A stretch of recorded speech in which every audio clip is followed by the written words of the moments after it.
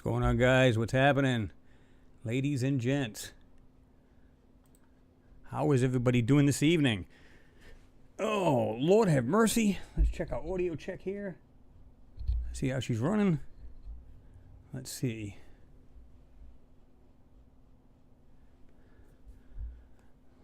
Got a little bit of delay. Let's see what happens. What's going on, guys? What's happening? Ladies and gents. All right, audio is fine. We are working. Hello, my friends. What is going on? Mr. Gossman's in there. What's going on? Bud, you're feeling a little lonely there. I see. Brandgard, what's going on? Glenn Judd's in there. Said, made it this week. Happy Friday. I'm glad you made it in there, Glenn. It's been a while, hasn't it, since you've been in there? Bush Corey, what's happening? Mimi Reacts is in there. Hello, Chris, and hello, everyone. Greetings from Germany. Let's see. James Cragen's in the house. What's going on, James? Good to see you in there. John Beck's in there.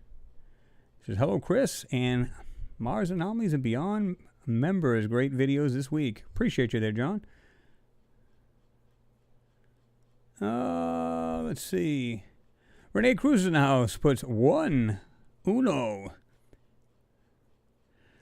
Photography Light and Magic's in the house. Hi, Chris. I hope you are well as the corona cases are hitting the roof in America. Yeah, you got that right. Donald Trump is still a senile old bastardo. Oh, too funny. Let's do this. Do this.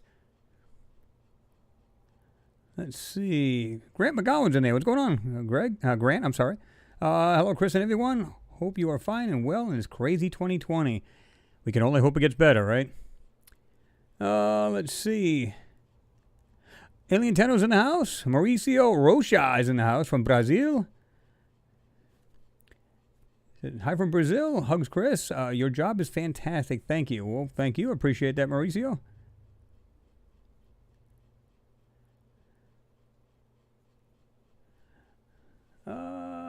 Oceans in Space says, hails to Mars. Cheers to y'all. What's going on? Good to see you in there. Let's see. I don't want to miss anybody here. We're going to go right down the line. Josh D's in the house. What's going on there, Josh? Renee Vaughn is in there. What's going on? Good to see you in there. Dave Haverly's in the house. Hi, Chris. Tuning in live from Newcastle in England. Did you get a chance to look at Nev T's Gigapan from 27.4? I took a brief look at it, Dave. I'll be honest with you. I really didn't get a whole, much time into it. Been psychotic this week. Been at work, and, the guy that's usually in charge, he's a supervisor in that. So I'm the supervisor this week, and it's been a little hectic this week, to say the least. So, being honest, I really hadn't had a chance. I see what you saw. I got the link to it, looked at it, but it was just very brief. But what I did see of it was pretty interesting. I just kind of looked it over real quick. It didn't have a whole lot of time. I was like, I got to go. I forgot what reason it was. I think it was the beginning of the week you had told me about it. Mimi, you said, I'm fine, but my blood pressure doesn't like the heat. I don't like the heat, period, man. You go out there and you're just like, man, you can't breathe. What the heck is that? Oh, okay. The humidity is crazy. I mean, I don't know about you guys, but I sweat like a 400-pound fat kid when it gets hot. I mean, it's just like bad. Let's put it that way. And like I said, it's no wonder. I mean, it's like it's real heavy on your lungs. It's just a lot of moisture in the air, and it's tough.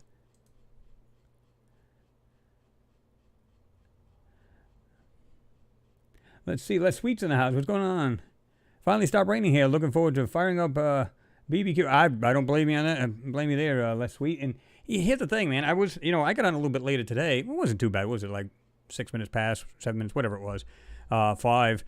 And the funny thing about it is, I was really reluctant to get on there because we had some strong storms here.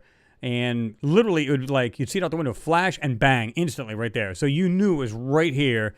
I had one go off in my backyard here. That's how loud this thing was. It literally shook the house. So if there were storms and it knocked the power out, I can be on for about an hour. I can literally shut off the other monitor to this computer and then shut off the other computer. I can be on for over an hour, actually, a little over an hour. So that's not the issue. My issue is that if you get a lightning strike directly to the house, even though everything I have is actually got its own switch. In other words, This monitor's got a switch. That monitor's got a switch. This computer's got a switch. The tower's got their own switch. So even if one got burnt up, the other one might make it. You know what I mean? Kind of thing. And if all else fails and everything gets barbecued, I just fire up the Z800 and we're back online. So one way or the other, I'm not off the air. And my modem and everything's protected. But again, direct strike would completely fry it. And that would be a real bad day. But everything's under warranty and I've got the extended, all that good stuff. So, but regardless, it's still an inconvenience. It's still a pain, right? Heck, a couple of summers ago, I went over to, flew down to Florida, and right over here across the road here, there's a subdivision. Nice houses, really, really nice. And that house caught a direct hit. And I'll tell you what, they had to do every inch of wiring in that house over and throw every appliance, including TVs and everything, out the window. It burned everything. I don't care if it was a toaster, it burned it up.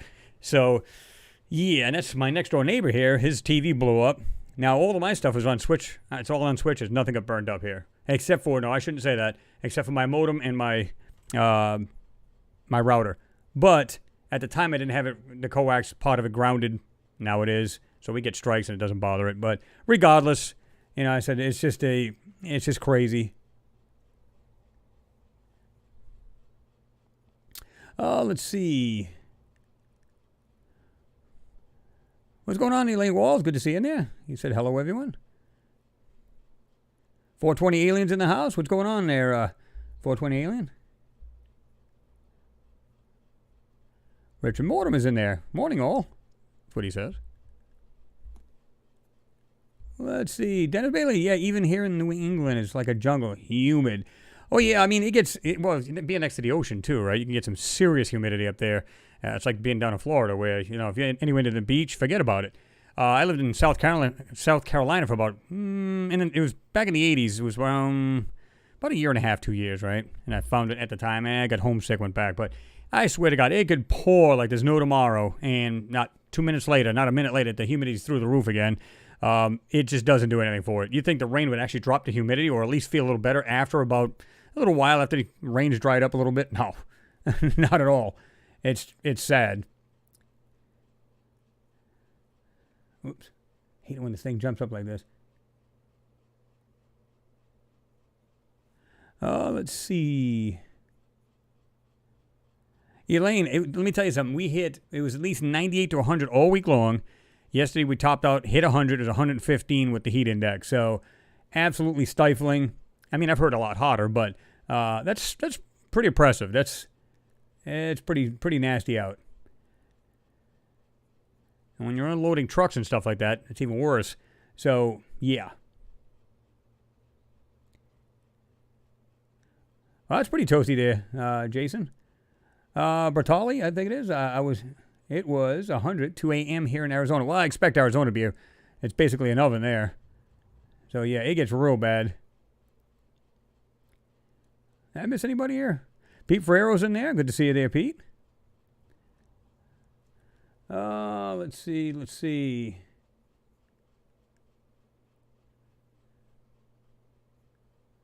All right, I guess we got everybody so far. Everybody's jumped in there.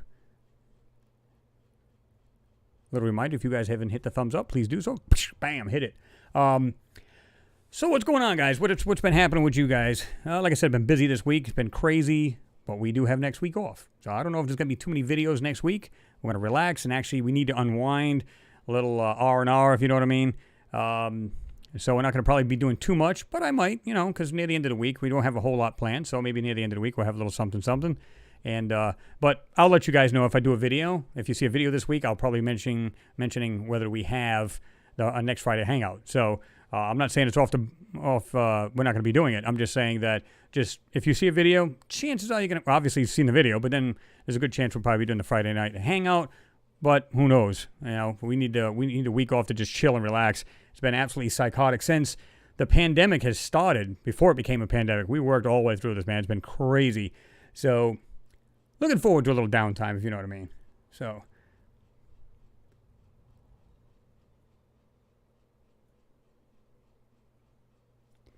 all right, let's see.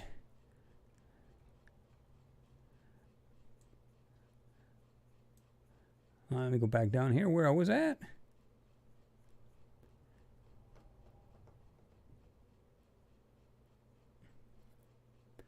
Doo-doo-doo-doo-doo.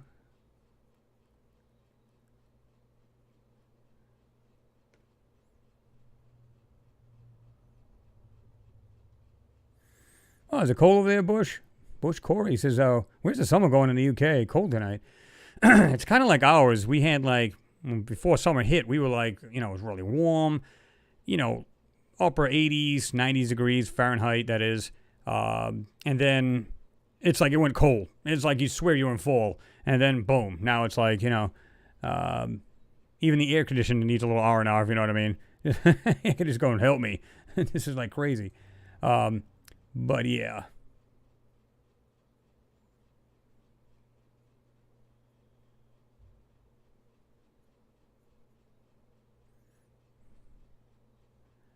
Mr. Gossamer says, hi, Chris. What's going on, Mr. Gossamer? Good to see you there. Okay, Dennis. All right. Yeah. Well, you got some, well, if you had to work your way to the coast there, but get to the oceans. But, yeah, he said, hey, Chris, we here, Exeter, New Hampshire.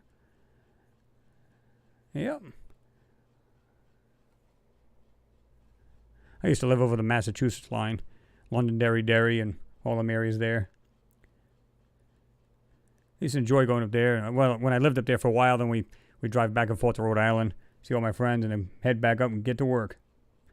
Hell, at the time, what was I working? I was working for Hyundai at the time.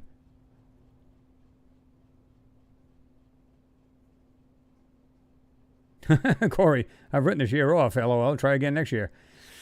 I'm with you on that, Corey. I'm so over this BS. I'm so over it. Everything that's been negative this year is just, I'm so over it.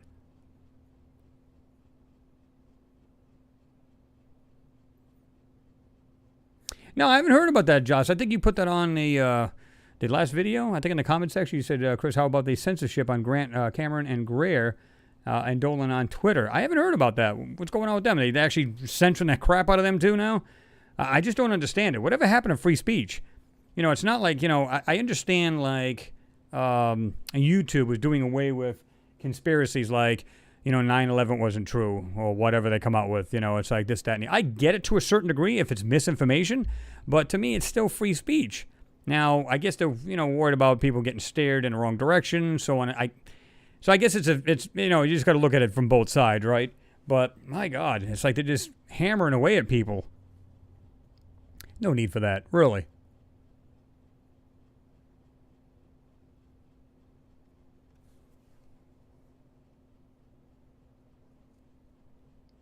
Nah.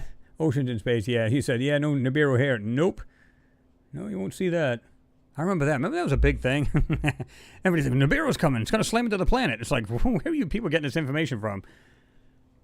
There's so many people with telescopes out there that they would see this by now. Even if the scientists wanted to keep it hush-hush. You think other amateur astronomers would see that, right?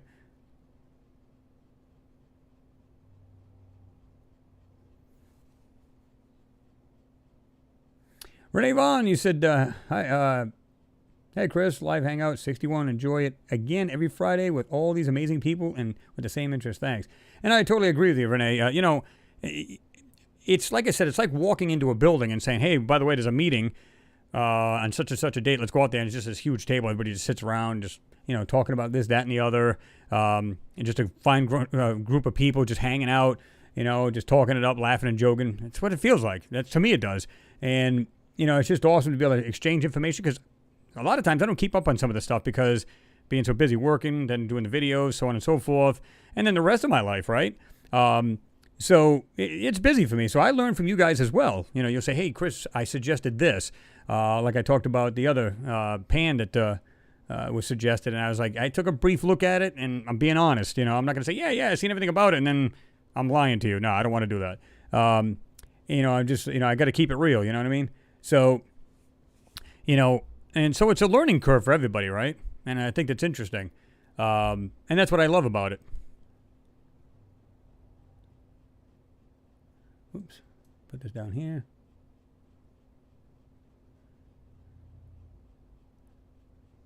Let me see.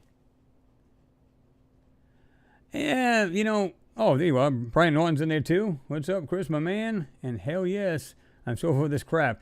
I think everybody is. I bet everybody's about had it.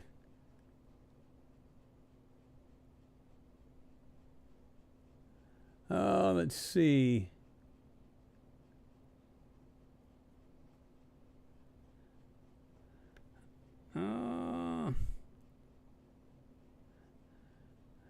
Taylor, good to see you in there. He said, hey, Chris, hello from British Columbia, Canada. What's going on? Good to see you in there. Got people from all over the UK, Canada, you name it. New Zealand. Everywhere. Maybe, there you go. If Nibiru comes tomorrow, I would not be surprised. Yeah, it'd be just something else to just, stir the pot a little bit more, right?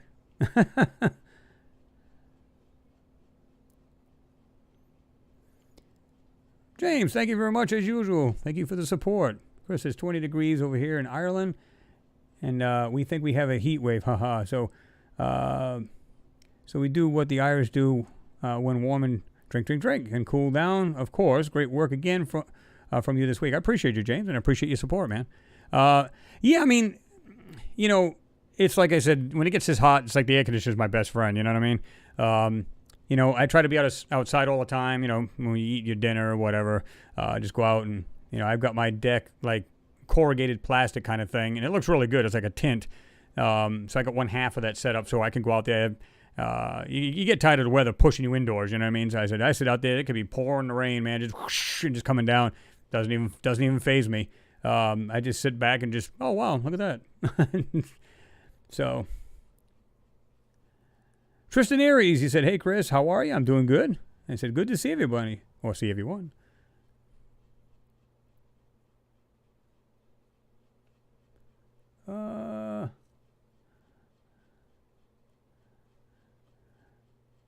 Wayne's a little eager. So get to the anomalies already.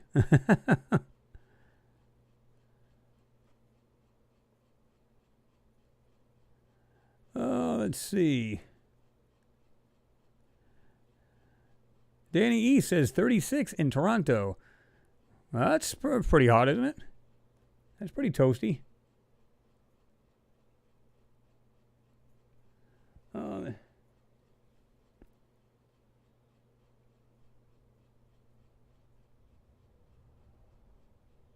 Architect Net, as he said, as we say in Scotland, taps off.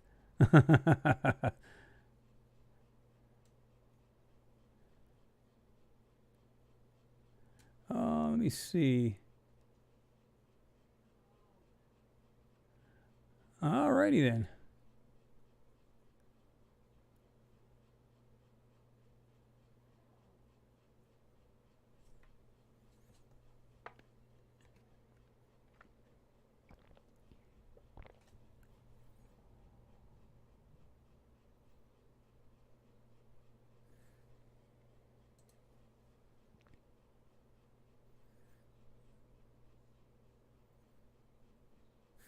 Let's see.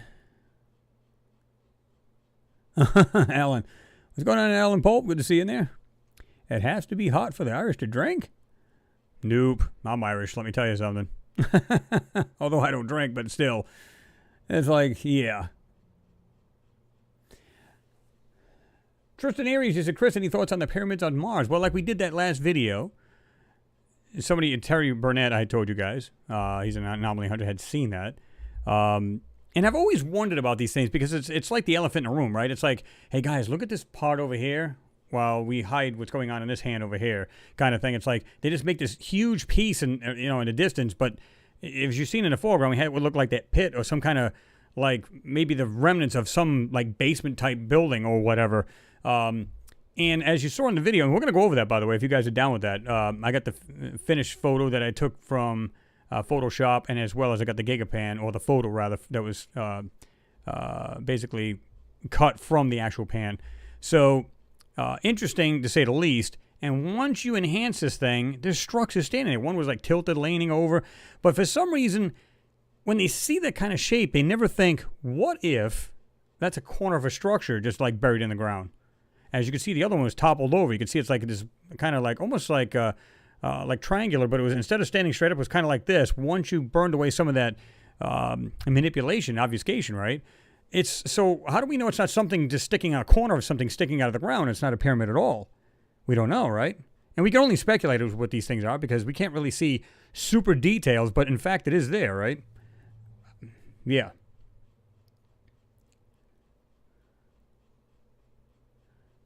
$113 in Vegas. No thanks. Yeah, but it's like a dry heat, though. That's what they always say. It's a dry heat.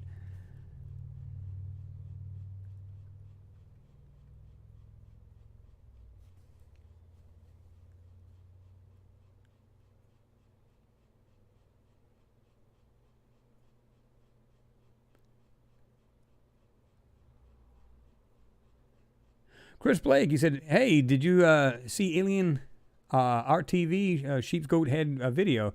Great channel, by the way. Yeah, it is. Joe and I are good friends. Does a lot of good work on there, and I always suggest his channel because he does good work. But yeah, I mean, anybody wanted to go over there and Art Alien TV, check it out. Really good stuff. He really does bring a lot of good stuff out of there. And a lot of times he sees like a lot of like busts from statues or statue heads or any of that sort. He's got a good eye for that thing, that kind of stuff. And me, I don't know, I guess I see more mechanical and structural than anything, right? Because I've gotten blamed for people. You didn't see the people standing right there. What's wrong with you? And I just don't. I maybe got more of a mechanical and, structural mind than I do seeing people. I don't know. I'm not saying they're not there because clearly people see them. I just don't see them. At least I have done some where I had that video look like that weird, look like a alien, and I call it like a freeze-dried alien. Like in this little craft, it's kind of like this. He's just laying there up on the top of that butte or whatever it was. And that actually looked like some kind of humanoid. It looked like they're just dead, just laying in this thing, in the cockpit of it. And of course we speculated because we don't know for sure, right? Winter Wolf 2112. Hello from rainy northeast Pennsylvania. Yeah, you're probably getting a lot of crap we just had because we're still getting storms out here too. They kept saying rain, rain, rain. Never see any rain. Now all of a sudden it's like boom, comes down with a vengeance.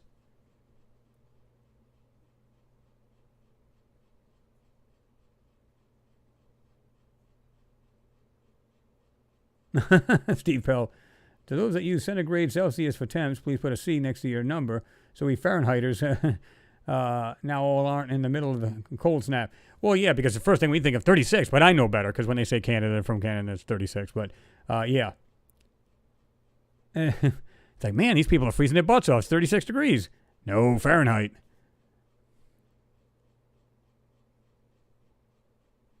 It's a great question, Tristan. You said, so let's assume that they are structures intelligent creation, 100%. Then the question is, what happened to them?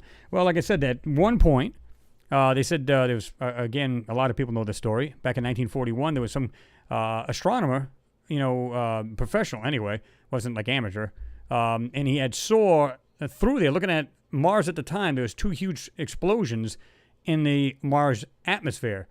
And it's kind of weird how, like I said, I've said this before, if you look at all of the missions, now this happened right over the Cydonia region, where the face of Cydonia, it was just northwest of it, at least according to the photo. It looked like it was upper left of the Cydonia region, and then just east of that was a smaller explosion. Funny enough, just about all of these missions are around that area. Is it just coincidental, or was it something that they knew exactly what they were doing and they were going there? I think it was absolutely 1,000,000% planned out, and this is the reason why every one of those things, whether it's landers, rovers, doesn't matter what it is, they're all around that area. Again, coincidental? I don't think so.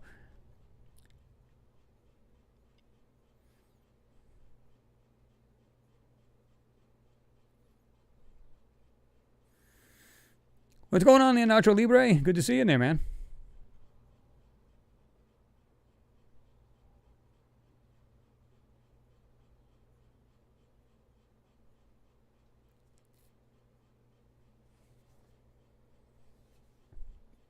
Oh, Brian, you said still waiting on the first UFO sighting.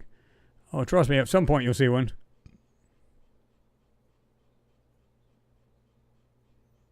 Uh, 10cc, I'm not sure. I looked at a bunch of the comments. It was the last video you said. He said, did you catch my comment on the last video? I'm not sure what it was, to be honest with you. I looked at everybody's and just read them, and then, of course, gave, like a thumbs up type thing. let you guys know I read it, but there's so many of them, right?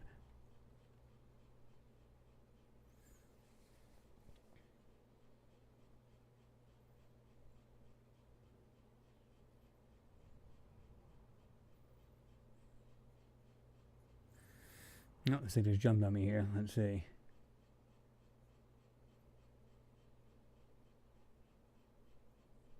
Steve Peltley said radioactivity remnant from 2 nuclear missiles material areas nearby. Well, yeah, I mean, not only did the MRO see it, or sensed it, or could see it in the air with the sensors, but so did the actual Curiosity rover. Now, it's still a distance away from the Cydonia region, but yet it could actually see it too. It sensed it it was picking this radioactivity up. Now, if this happened in 41, depending on how big this was, and it was scattered in the air, it wasn't a ground explosion. It was actually in the air that both of these went off. So if that's true, then this scattered everywhere, man. This radiation. Maybe they did it purposely instead of just wanting to blow up one area. It was more to kill off the actual the inhabitants or life on the planet. Because think about it, in mid-air, that's going to spread everywhere, right? And not to do so much damage on the ground as it probably did, but as far as like spreading this radioactivity and killing everything that's alive on the planet. So I think that was the reason for it, and not the reason why they didn't actually hit the ground with it. But I don't know. What do you guys think? Was it something that they did to themselves? Maybe another race did it. Of course, we're only speculating. Nonetheless, what do you guys think happened? I mean, we see like destruction and stuff scattered all over the ground in these areas that they're actually looking at. Is it, clearly stuff's been blown to pieces there. So what is it?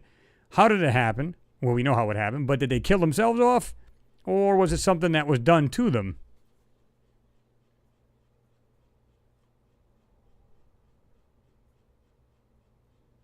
Oops.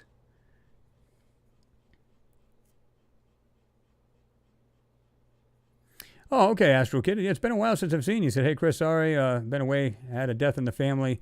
Had to fly to Germany. Everything been bad this year. Well, I'm sorry to hear that, man. My condolences to you and the family.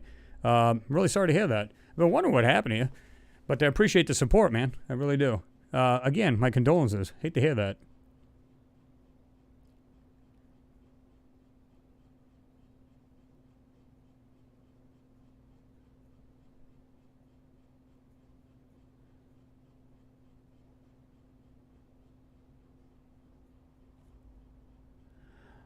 All right, Dave. Yeah, I'm just reading yours right now. You were talking to Net and Light and Magic. You said, I asked Chris before how people react as I shared some stuff from Mars with colleagues yesterday was really ridiculed.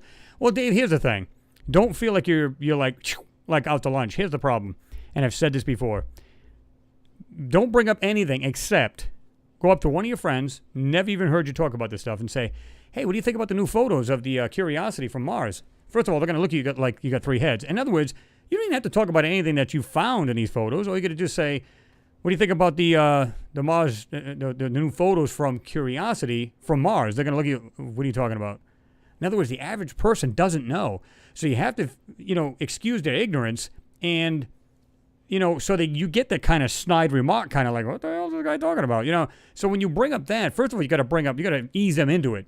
It's kind of like yourself when you first got into looking at these, or whether you were looking over these photos yourself, or you were putting them into Photoshop and enhancing, whatever the reason was, how you got started, I'm sure you're like, what? You had a problem, maybe accepting it. You probably had a feeling about it, but had a problem accepting it. So now you go, when you got to remember how you reacted when you first started seeing this stuff. Now just throw it onto somebody immediately, and they're going to look at you like, he's on crack. They just don't know. I get people come to the channel, oh, this guy doesn't know what he's talking about, blah, blah, blah, blah, because they've never been to the channel. They've never looked at these photos, never examined them themselves, so they don't have any clue. So right off the bat, you come steps in time, you know what I mean? You went from, let me just watch a channel, maybe anybody's channel, doesn't matter. Maybe you've studied these photos yourself. You took little step increments, and you come to where you are now and got your own mind about, and your own opinions about what happened and what you're seeing and everything else, right? So they'll just take these people and throw them into it. They're just like, you're going to have to expect that reaction. It just happens. It doesn't mean they're all idiots that they're doing that to you, and you probably feel like, oh, I better not mention this stuff again. It's just they're not ready for it. You went by, like, again, everybody went through steps and, of looking at these photos and different videos that we've shown here and so on and so forth, that you guys did your own homework. And like I said, these people come here, either my channel and never been here before, and say, oh, this guy's nuts. He must be on drugs. They never, ever taken a look at the first photo and have no clue.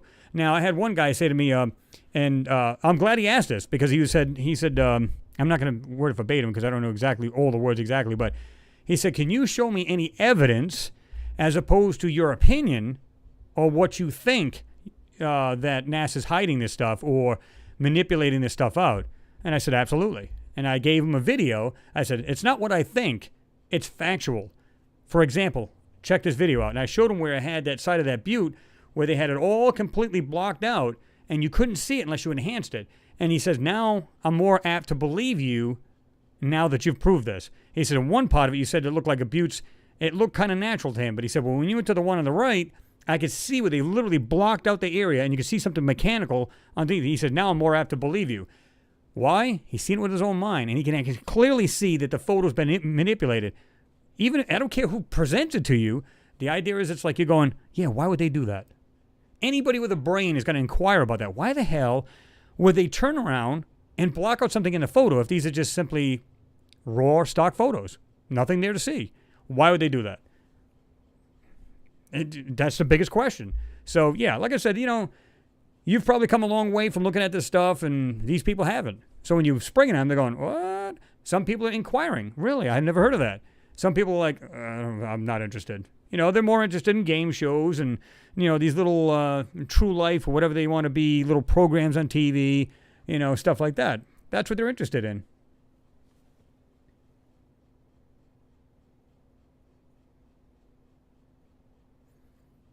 What's going on, Cores? Good to see you in there. Louis Longbeard, appreciate your support, brother. He said, how's it going, Chris? Love the vids this week. Keep up the good work, mate. The truth is out there. Well, I appreciate you. I really do. Yeah, I mean, just slowly we're just kind of chiseling away at it, right? Just getting little bits and pieces out of it. That's what it's all about. And to me, it's just like, I enjoy doing it, and I never know when I'm going to find in half the stuff.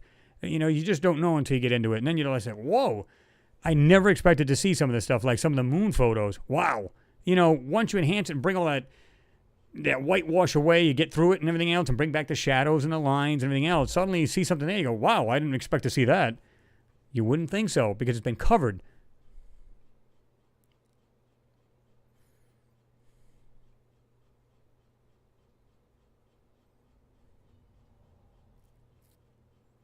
Oh, Archetype Net, I'm so sorry to hear about your loss as well. So I lost my fiance in February to cancer. Man, that sucks. Like I said, I hate to hear that shit.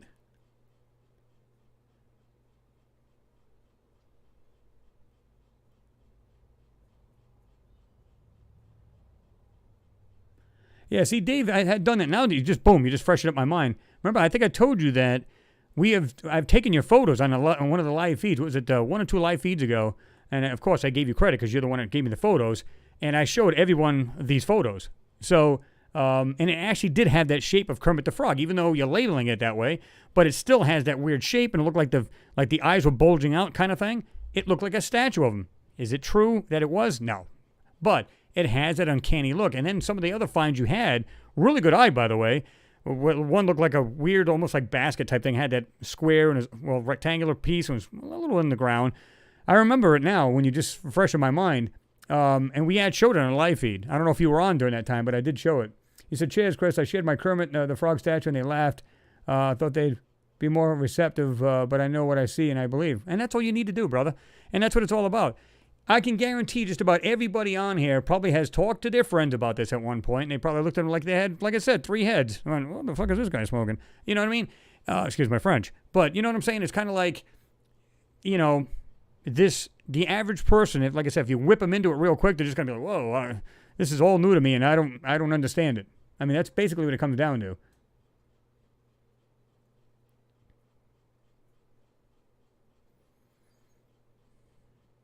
Mars Times, you said, good question. You said, what country do you think will claim the credit for finding Martian stuff on Mars? It had to be United States right off the bat because it's the first one's there, right?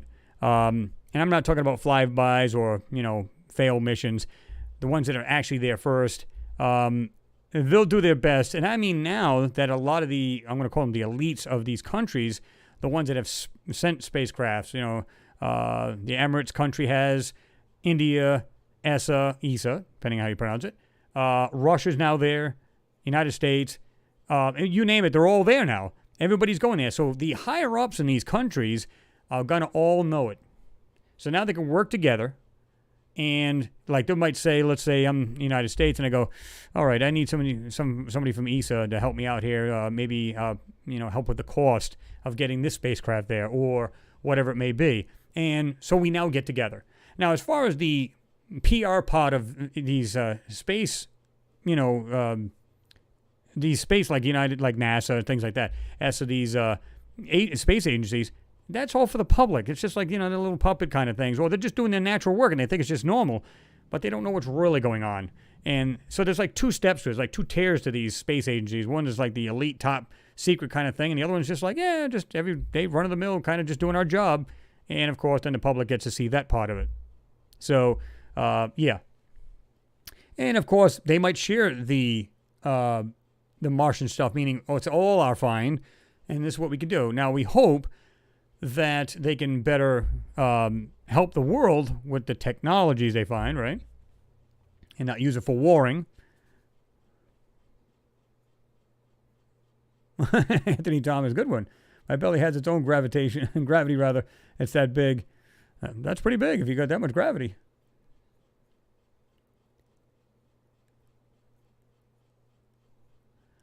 Tamdy Girl.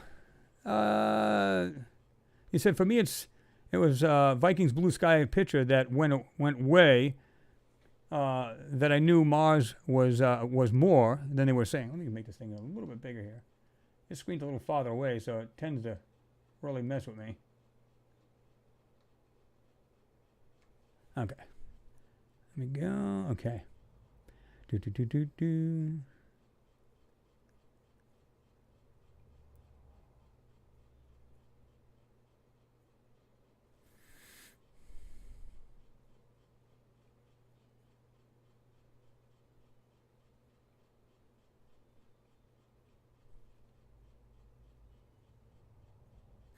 Ryan Norton, you said, it's going to jump on me here. Sometimes, Chris, I feel like this crap is falling on deaf ears, like nobody important is listening. And you know what? I think the main people are listening. Like I said, a buddy of mine was, like, I don't know how he found this out, but he knew NASA was watching some of his videos, and you can almost guarantee they are. Almost guarantee it.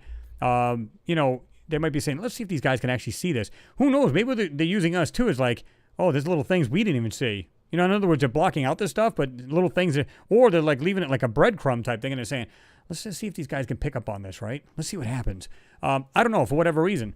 And you know what? It doesn't matter. This is the way I look at it. I know. That's all there is to it. I know, like I said, I've said this before, we are part of something much larger, and to me that makes me feel good, because we're not just the only planet that has life, and intelligent life to boot. Again, if there's stuff on the moon, where did it come from if it's not ours? Right off the bat, boom, your mind wanders. Like, wow, we are part of something intergalactic probably. And then when you see stuff on Mars, what happened there? There was intelligent life there as well. There we go. And it was probably throughout our solar system and then some. Of course, solar system. So yeah, just feel good inside that you got the knowledge. Just because some people go, who cares? It's like, oh, that's fine. Listen, you got your opinion, but it's sad. People want to leave, just have a closed mind about it.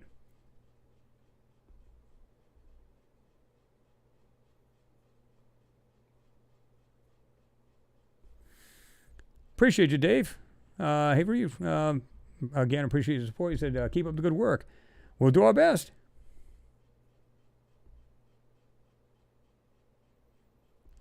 Dave the Clowno, he said they're interested in Jerry Springer. Yeah, that's sad, man. It's like, it's, all these reality shows. I don't know about you guys. I don't want to be interested in somebody else's life. Why do I care? You know what I mean? I'm like, I want to expand my mind, my knowledge. I read science papers and stuff like that, and I want to see this stuff. I want to, broaden my mind. I want to see what's going on. And people are just perfectly happy with just sitting down, like you said, watching Jerry Springer and garbage like that. It's like, Now, don't get me wrong. It kind of makes you feel good when you watch that trash. You go, man, my life's like, it's super compared to these people.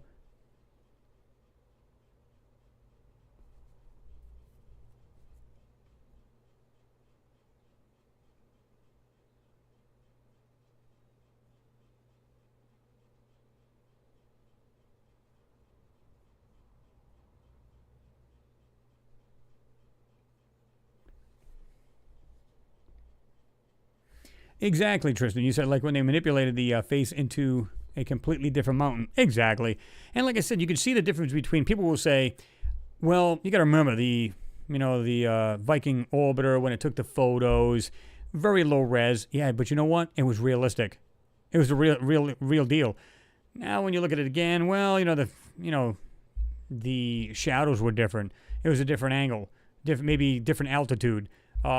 And you look at it now, it's completely CGI'd. Why would they do that? I guarantee you that photo or that face still looks the same way. Guarantee it. And if it is, maybe a little bit more wind erosion compared to back in 75 or, when the Viking took the photos. Come on.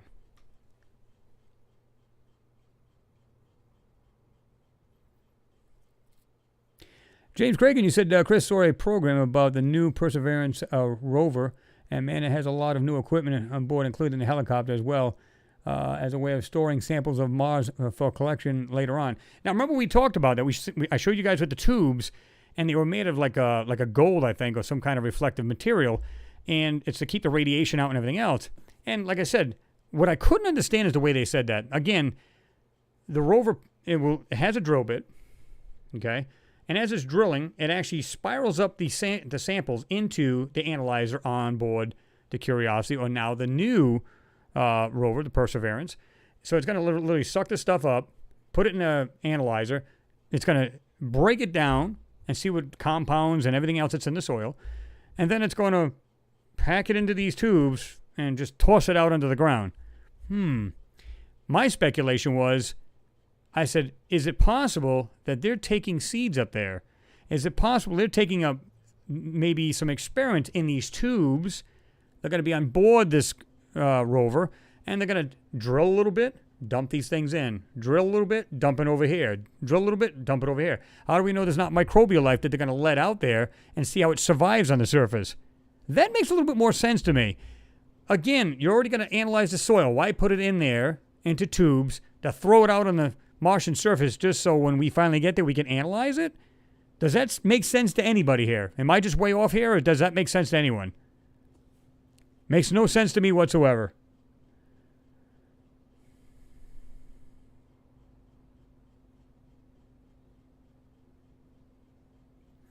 Yeah, absolutely, Mimi. You said the higher-ups try to distract us, but sooner or later, truth comes out.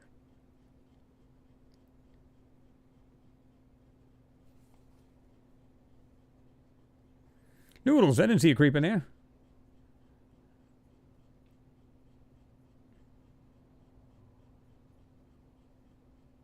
You guys are talking about the burnt steak when the astronauts said they smell their equipment and stuff. That was pretty funny. Thomas Lemignan, I don't know if I'm even pronouncing it right. Forgive me if I just butchered your last name. If they showed the truth, we would all go there. When a guy found gold, suddenly there all appears to be the place where it has been found. Yeah, well, that's the thing. You let everybody in a little secret, and of course they go, wow. You know what I mean? They all want a part of that. So I think that, like I said, these United Space Agencies, I'm going to call them, they all get together and they say, listen, let's support each other financial, because India can fly, satellites and different rovers or orbiters to Mars for much cheaper than the United States can. Think about it.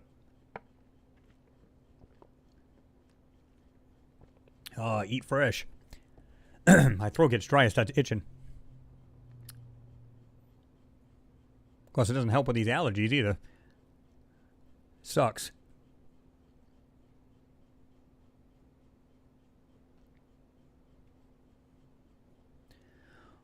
Wayne Bernier, NASA, never a straight answer. You got that right. Again, everybody thinks I must hate NASA, and I don't. Again, I've said this before. I love everything about space exploration, new technologies, And I want to share something with you guys pretty soon, too. This is pretty interesting. And for you, all you techno nuts, you're going to love this, too. You know, I love everything about what they're doing, trying to be spacefaring, the whole 9 yards. Everything about it, the technologies to get there, what they built, how they did it. Love it. It's what I don't like is the deception, you know, hiding this stuff from the people. Now, I understand they got their own reasons for it, and there may be a lot different reason than we think, and much more important. So that's what I hate about them as far as that part goes. Everything else, I'm okay with. I'm sure you guys are the same way, like, oh, these guys suck because they don't, you know, tell the truth. They don't, you know, let us see what's going on.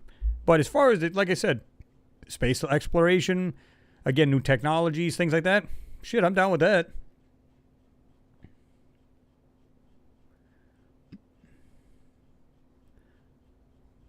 David the Clowno, they said the globalist know all about it.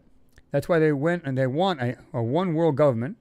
They think they will be gods if they do what these things are telling them. I believe fallen angels, but that is just me. Well, again, I mean, everybody's got their own views and stuff like that, and I can appreciate that, you know what I mean? But you're right. I mean, these guys, think about this, and I've said this before. If we start to colonize Mars, you can bet it's going to be a lot different. They're going to be like, okay, they're going to take probably the healthy of the healthy. You know, they're going to look at, you know, your family and everything else, you know, with your DNA, you know, did you have a lot of cancer? Were you more healthier? So on and so forth in your family.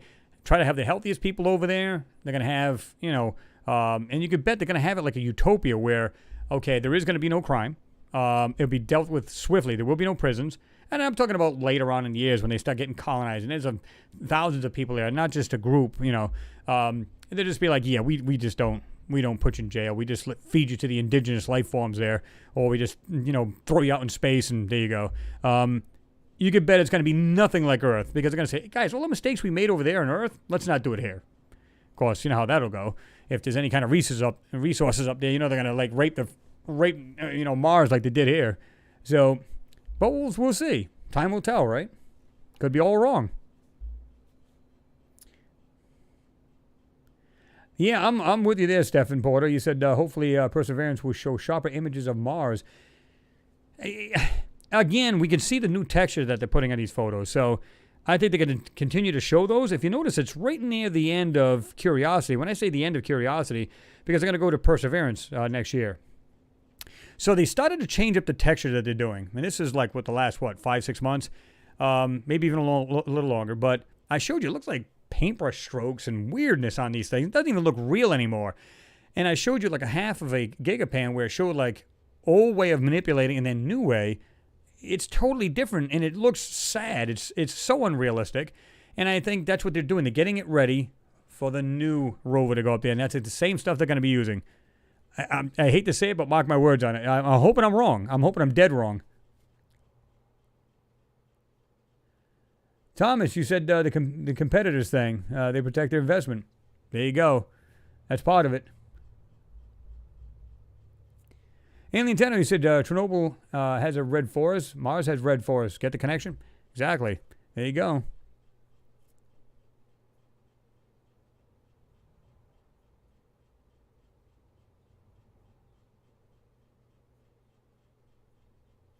Well, Grant McGowan, you're right about that too, because again, the DoD is basically telling NASA what they can do and what they can't. And I mean NASA JPL as well, right? You said NASA, you won't get a straight answer from a military organization. Exactly. You won't. Again, you know, they basically pulling the strings. They're telling them, listen, this is what we allow you to do. You need to go ahead and take this out, take that out. And that's pretty much it.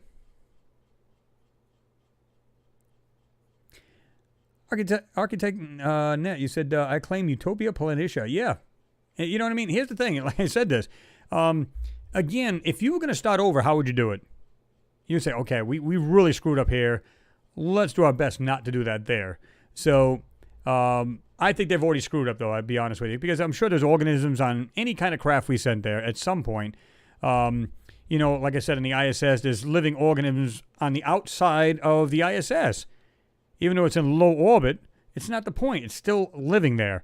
And radiation, you know, it's being protected to some degree, but not like it is here on the ground. So my thing is, you can almost bet they already contaminated Mars since 75 during the Viking mission. You can almost guarantee it. Oh, no, we're doing everything we can to keep it clean and, get these things over there. You're never going to do that 100%.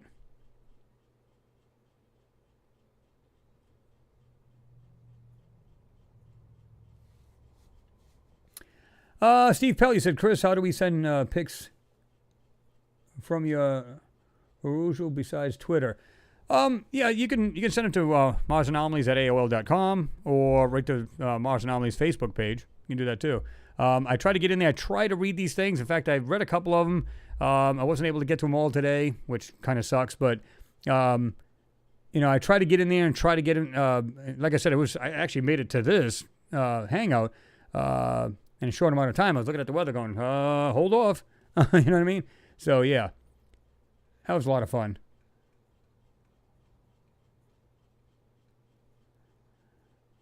Brian, this thing must have jumped on me here, but appreciate your support, man, as always.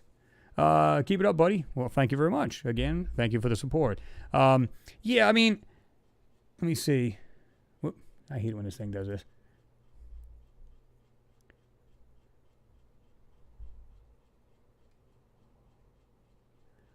Don't give him any ideas there, Stefan. He said perhaps Shell should have a drill on Mars and prospect for oil. Yeah, don't give him any ideas.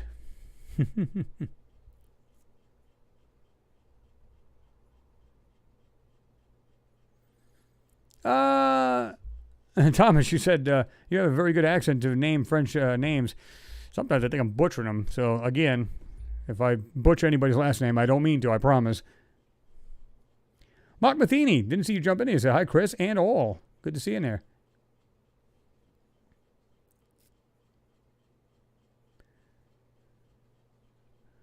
I'm going to go all the way down to the bottom of the page. So if I missed anybody's comment, please just, if you don't mind, just resend it again. Lucky Mull's in the house. What's going on, Lucky?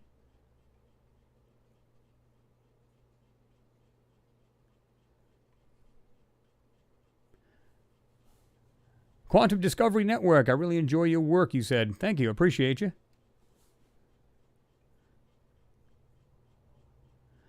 Pete Ferreri said Phoenix landed on ice. Bacteria is waiting to go. Well, again, I don't see how they can completely sanitize these things before they put them into a rocket and then off into space. I mean, you're moving these rockets everywhere. You put them. First of all, you're building them. Of course, it's supposed to be in a clean environment, sanitized, and of course, the air is actually clean, and they're in clean suits and all that other stuff. And I remember working for a company you had to do that. I had to work basically putting circuit boards together, and you had to have clean suit on, mask, the whole 9 yards, even putting on your, it's kind of like being in a doctor, had to put on little booties on your sneakers and all that other mess, and you had to make these things in a clean room. So I get that. That makes sense to me. However, you're not going to tell me you're going to get that completely clean and some kind of microbial life or something's going to be living on it, and we're going to send it to Mars, and you can bet it's already been done back in, like I said, 75. And probably even sooner, because if you had any crash missions on there you go. Divine Catalan, what's going on? Just got in. Hello, Chris and Mars family. Good to see you in there, Mrs. Divine. Or Ms. Divine. Not sure which is what.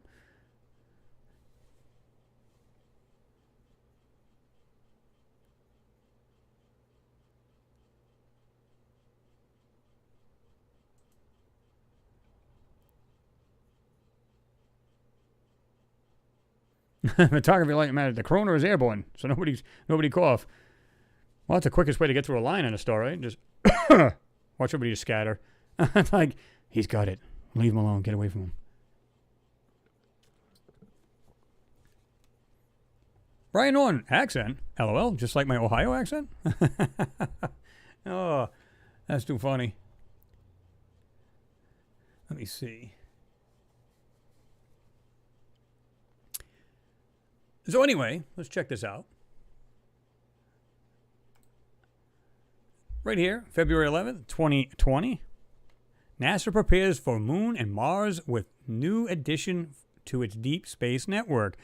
And this is interesting. You're going to love the way they talk about this, because it says, on February 11, 2020, NASA, JPL, military, and local officials break ground in Goldstone, California. robotic spacecraft will be able to communicate with the dish using radio waves and lasers. Okay. Now, radio waves at some point can be faster. In fact, there was just a scientist, and I don't remember his name, said that he's made a device where it can actually travel faster than light now. So, which I think is awesome.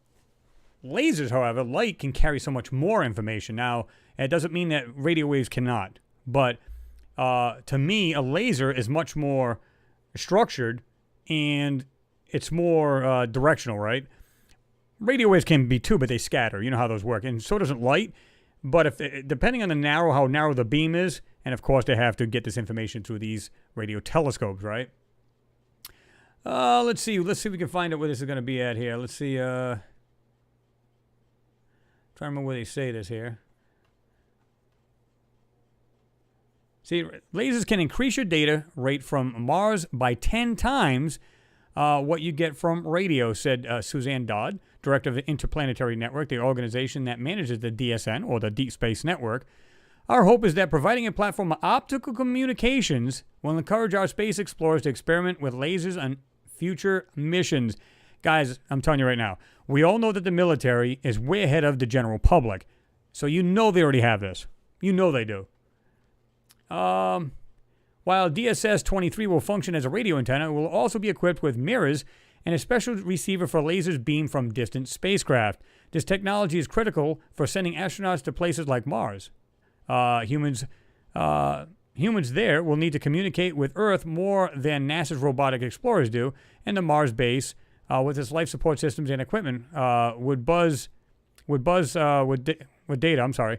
That needs to be monitored, which is true, right? The DSN is Earth's one phone line to our two Voyager spacecraft, both in interstellar space. All our Mars missions and the New Horizons spacecraft that is now far past Pluto, said JPL's Deputy Director, Larry James. The more we explore, the more antennas we need to talk to all our missions, which is pretty interesting. Now, you guys can look at this live tool. I've seen this before. This is pretty cool. Managed by NASA's Jet Propulsion Laboratory in Pasadena, California, the world's largest and busiest deep space network is clustered in 3 locations. Goldstone, California, which is, I think it's almost on the very lower half. It's just like quarter of the way from the very bottom of California. Madrid, Spain, and the Canberra, Australia. That is positioned approximately 120 degrees apart around the globe to enable continual contact with spacecraft as the Earth rotates. This live tool, and I'll show you this in a second, lets viewers see which DSN dishes are sending up commands and receiving data at any given time. Let's have a look at that. So here it is here. Now, it all has, you can see all these dishes, they could be transmitting and receiving at the same time, which you can see this one here, the SOHO, which is orbiting our sun. And it's getting information, sending information, bringing back information. You can see the signal going in and out, right? You got the right here, this larger telescope. That's the New Horizons spacecraft, right? Now, this is what I find interesting. This is what you need guys to take note of. Notice right here in the lower right, and I'm going to go ahead and get my face out of this so you guys can see this. Okay. Look at the right here, round trip light time. That is exactly the time it takes to hit the spacecraft and bounce it back. This is 12.96 hours, right? Unfortunately, right now they don't have the MRO. You can see it right here. This particular one is MO10. That one's the Mars Odyssey. The MRO is the Mars Reconnaissance Orbiter. And the TGO is the Trace Gas Orbiter that's going around Mars. We got this one here, MVN, which is the Maven spacecraft. Now, you can click on any one of these, and it'll show you right here. And it shows you right there, it's showing its direction of the satellite dish and the azimuth and everything else, or the inclination, whatever the hell it's doing at the time, you can see that, right?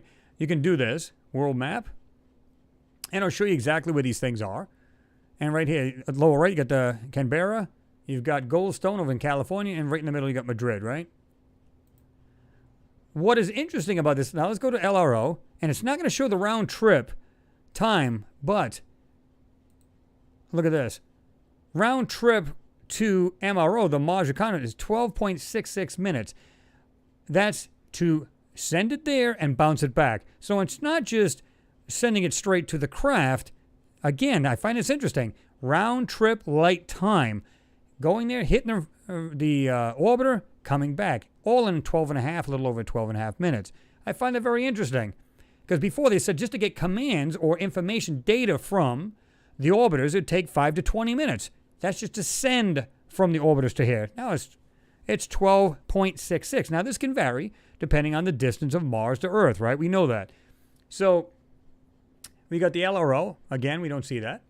This was 8 it's about 8 3/4 seconds. From the SOHO right now, round trip light time. So to go out, hit the spacecraft and come back, it's almost 3/4 seconds. So almost 9 seconds. What do you guys think about that? Now, this thing is interesting because, like I said, now, because you get to see all of these. And any given time, you'll start to see these actually broadcasting and receiving. Now, this one right here, New Horizons. Again, it takes 12.96 hours because New Horizons, that's just an orbiter going out in space. Just like the, where is it at? ORX. And you can see it right here, OSIRIS-REx. That's the one I went out and seen. Bennu, the Meteor, things like that. 29.25 minutes. So 29.25 minutes to hit the spacecraft and back. This thing's not like orbiting Earth right now. That thing's way out there. And look at the actual, the time. That's pretty darn fast to be able to do that. And of course, it tells you azimuth, elevation, and wind speed, all that other crap. So this, of course, this is the actual satellite dish where it's pointed at the moment. It's actually going to track the spacecraft. You'll see the elevation change, and of course wind speed we don't care about, and of course azimuth and stuff like that, right? You'll see it change because it actually has to track it in the sky until it no longer can see it because it's either on the other side of the planet, whatever.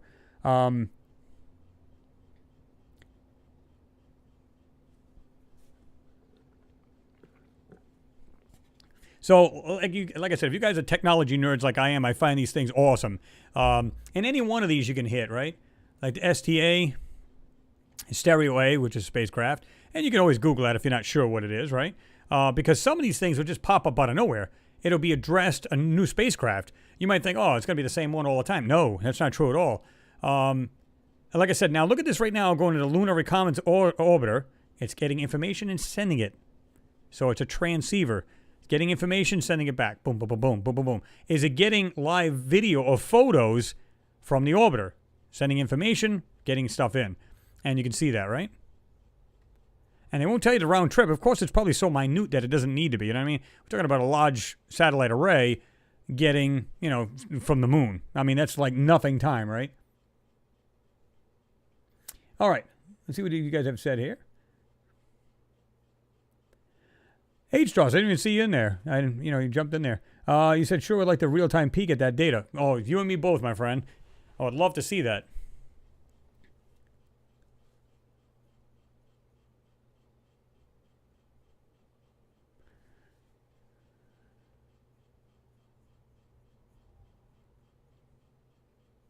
Steve Pelt, they need an Empire and Endor-sized dish, plus a relay satellite for the distance covered. Well, keep in mind, like they said, there's only, what did it say, how many degrees it was? What they do is they literally, let's say you're in different countries, but the way you got your antennas tilted, you're like a giant array because you're only off by X amount of degrees, so you're like receiving all of these, these radio telescopes, these dishes, they're literally... they're like tuned in like to certain, degrees where they all receive at the same time. So it's like a giant a very large array of dishes. And believe me when I tell you, it can suck in all that information with ease. At any given time, they can change any of these and just receive that frequency. So, you'll see like the one up here, like I said, the STA, and you see it's Stereo A. And of course, like I said, you can see all of this. Again, almost 19 minutes round trip from hitting the craft to here.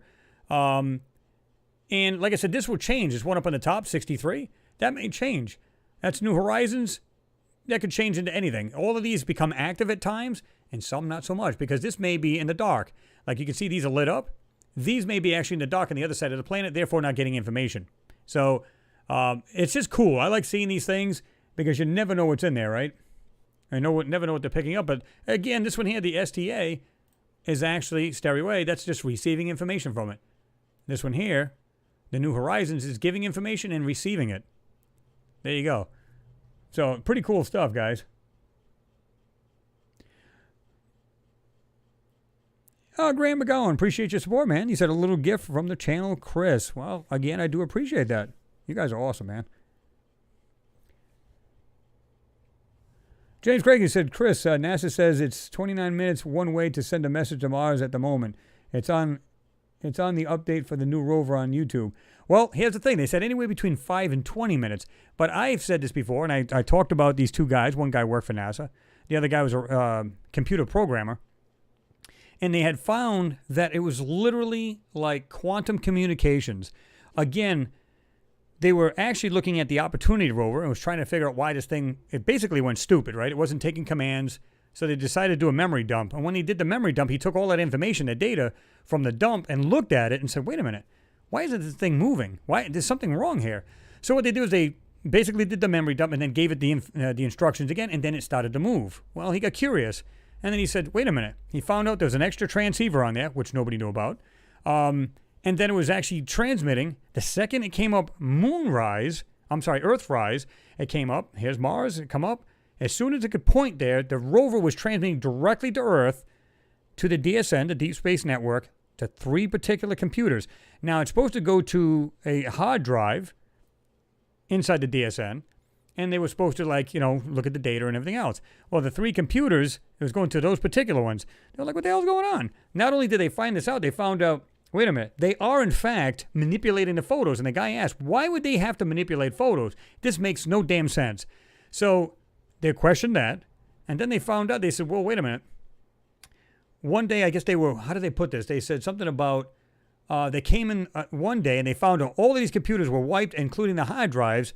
So they were, oh my God, but they never found out that they would literally put basically a bot in the stream where it couldn't be seen. It was just like you just read the information, but it couldn't be seen by any computer network in that system. So they knew what was going on. They seen this, and by the way, they said, what does the Department of Defense have to do with this? They also found that was involved. So there you go, guys. I mean, it's there. This is not made up crap. This is real.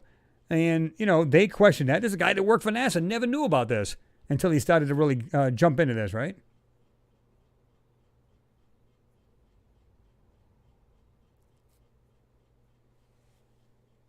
Steve Austin says, morning, Chris and gang. What's going on, Steve?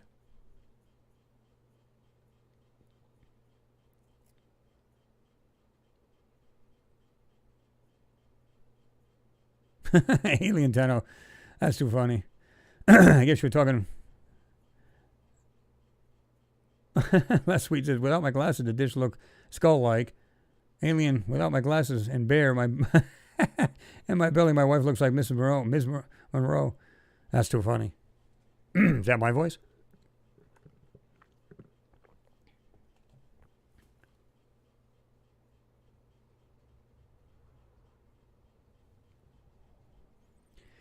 They think we can't handle the truth. That's why, Chris. Oh, yeah, I mean, they do. I mean, I don't know. I think if you guys were the CEOs of these companies, okay, and long before we started looking at these photos, and I'm talking about way back to when they probably first started observing what's going on the moon, right? Would you have told the public this if you found out this stuff was going on? Would you divulge this with like this one here just stopped. I just want to show you this real quick. The LRO just stopped. It got information, was transmitted, and then it stopped. Now look at this one here. Osiris Rex right now is getting information. You can see it coming in. The SOHO, it's receiving and transmitting at the same time. The STA. See how these things can become live at any given time. It might be dark on one side of the world. Now it's getting lighter. Now they'll be able to get the information, right?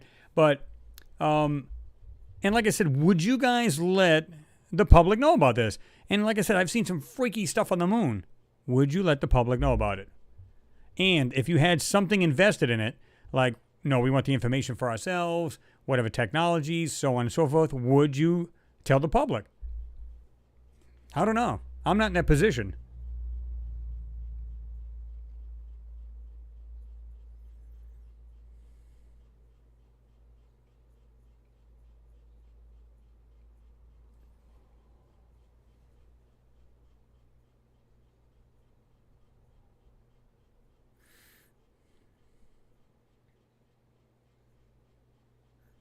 Let me see here. Architect Net, you said that's great. Good to know that site actually existed, right? Yeah, I mean, like I said, I love seeing stuff like this because it just goes to show you like real time what's really going on. And so, like right now, nothing going on with the MRO. The rover is either autonomous right now, or driving around, or it just stops. And what it'll do is, according to NASA, it'll just ping. And when it pings, it just says, "I'm good. Systems are fine." So it waits for the next day, now Earthrise, and now gives information for it, and now proceeds, and it goes along and does its thing. And now, like I said, at any given time, we've seen this, just like one of these would come online, and then next thing you know, one or two of these will come on, because again, we got night and day, Earth turning, and therefore they become in sight of these spacecraft or planets, right?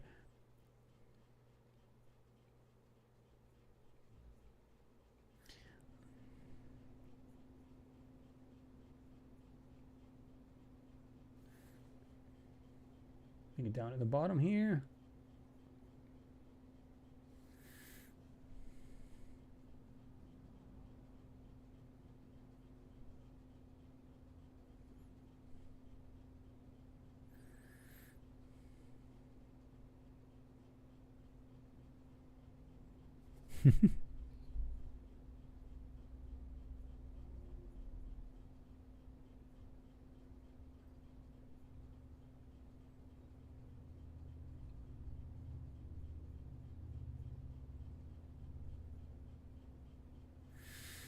Stephen Porter said if they told us the truth, would all religions fade away?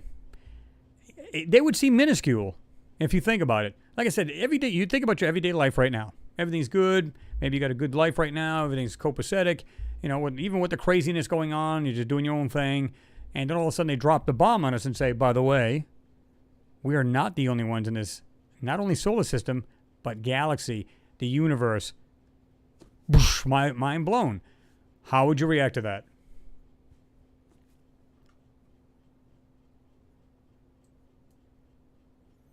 Quantum Discovery Network said, that's why I have a network. Sweet.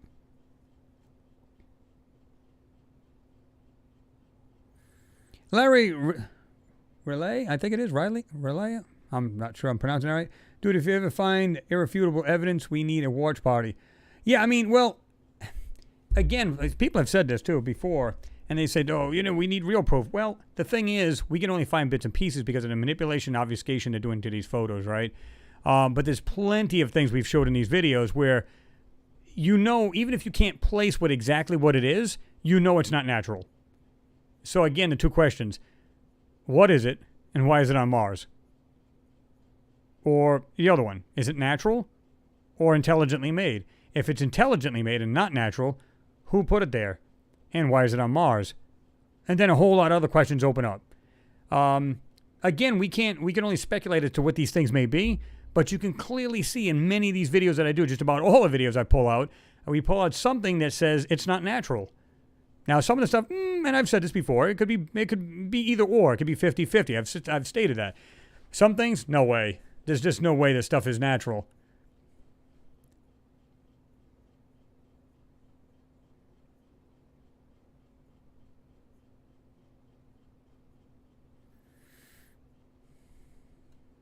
Mark Matheny said, I would want to see them, I agree with you.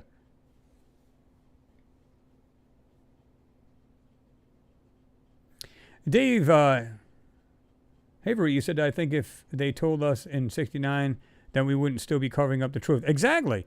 And I think they should have done this right from the word go. But again, picture yourself being these people where they've seen this stuff on the moon. Let's say for the very first time, before sending man even to the moon back in the late 60s, early 70s, right? Again, send orbiters, depending on what they did, and they've seen this stuff. Can you imagine the fascination and the mind exploding when you see these things? Like, what is that? They're sitting around going, what is that? I don't know. So, again, they say, well, we got to get somebody up there. How do we do this? Okay. And then, of course, we got the Apollo missions. We got other orbiters, whatever. And then we look at this stuff, and again, just mind-blowing stuff. How would you react to that? And would you tell the public? And some of the photos I brought, I'll be honest with you, it's got this really creepy feeling to it. Like when you see these, like what look like these containers or spacecraft on the moon, like in craters and laying on. Some of them look, just derelict spacecraft just laying on their side. And you go, okay, if this is all true, again, who put it there? How long has it been there? Oh my God, were these beings like friendly? Were they not? Know nothing about them. Just these range of questions just explode in your mind. And I can't imagine, finding this stuff for the very first time, how you react to that. It's like, we better not tell anybody. Again, look at our astronauts. Apollo 11 totally freaked them out. What did they see on there to make them freaked out like that? These guys are seasoned. We're just going to go up there. So we're going to see dust. These guys were Air Force pilots or some kind of pilot. Worked in the military. Pretty stout guys, strong-minded. They get up there and, we're just going to see dust and rocks, right? Think about this a minute. If they had just gone up there seen dust and rocks, do you think they would have reacted the way they did during that press conference? No way, no how. They would have said, oh, yeah, we've seen a whole bunch of different rocks, regolith and all this other stuff. And my God, the stars were shining bright and blah, blah, blah, blah. They didn't even recognize the stars. Did you guys see any stars? They're sitting there talking to each other. I didn't see any stars. What about you? I didn't see any. Why would you be looking at stars? It's like when you're seeing something that's so impressive, you can't even wrap your mind around it. The stars are the last thing you want to look at. Think about that a minute.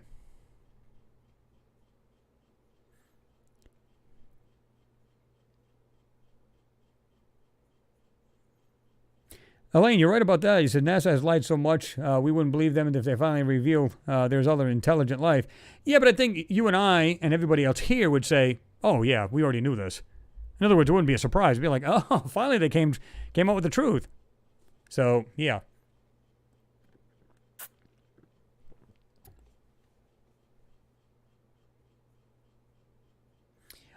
Jason Bertali, you said think they're going to try and shut your channel down, Chris? I don't think so, but if they did, there's always ways around it. Like I said, I'm on the Forbidden Knowledge TV. I got videos up there now, as well as my moon videos. So that's pretty interesting. And there's going to be other outlets. I'm not worried about it. They shut me down. I'll still be making videos regardless. And I'd get the word out one way or the other, because even if they shut me down tomorrow, you can always go in Mars Anomalies Facebook page, and I would just announce it there wherever I'd have my videos and everything else. So they wouldn't shut me down for good. That's for sure. Because, basically I just say, well, suck it. And that's the end of that. No way, no how they're going to shut me down. Even if they did, so have it. And so have at it. I don't care. One way or the other, I'd get the information out. Make my own videos and just get it out. James, you said, Chris, in my opinion, SETI are not telling us the whole truth. There's documents of Jesuit priests that worked on the Mount Graham for the Catholic Church, which say they have seen ETs for years. Well, again, yeah, I mean, I totally agree with you. SETI, listen, they're the ones that said, was it them? They said that they saw one of the signals that came from space. I'm not sure if it was the actual, no, it wasn't them.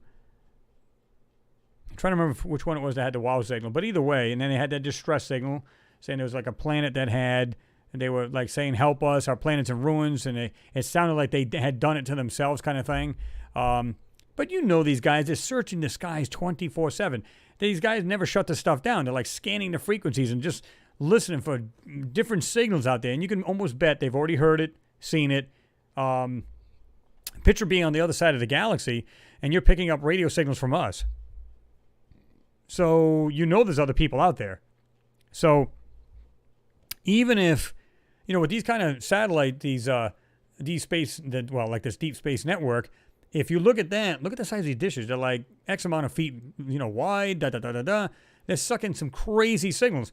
You can't tell me that they haven't heard something out there. They went, wow, they have something similar to what we have. You can almost guarantee they have. And now they know exactly where to look in the sky, and they can just constantly listen. Who knows, right? I can just imagine if you're on the other side of the galaxy or even outside the solar system, you're listening to our stuff going, wow, there's actually other people out there. Listen to the stuff that they play, whether it's music, news, whatever it may be. They know exactly what's going on, like eavesdropping on Earth. Who knows?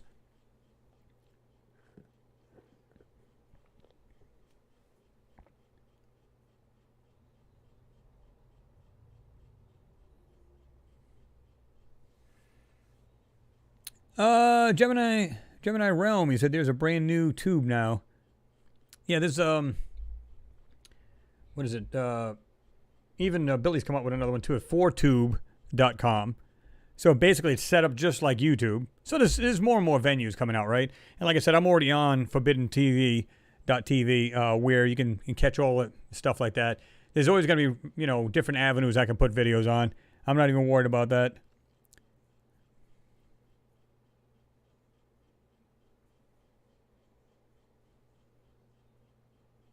Noodles, you said John Ward posted a few videos this week. I've seen that, where I didn't actually, there's one I watched, started getting into, and then of course I couldn't stay on there and listen to it all. But yeah, he always puts out really good stuff.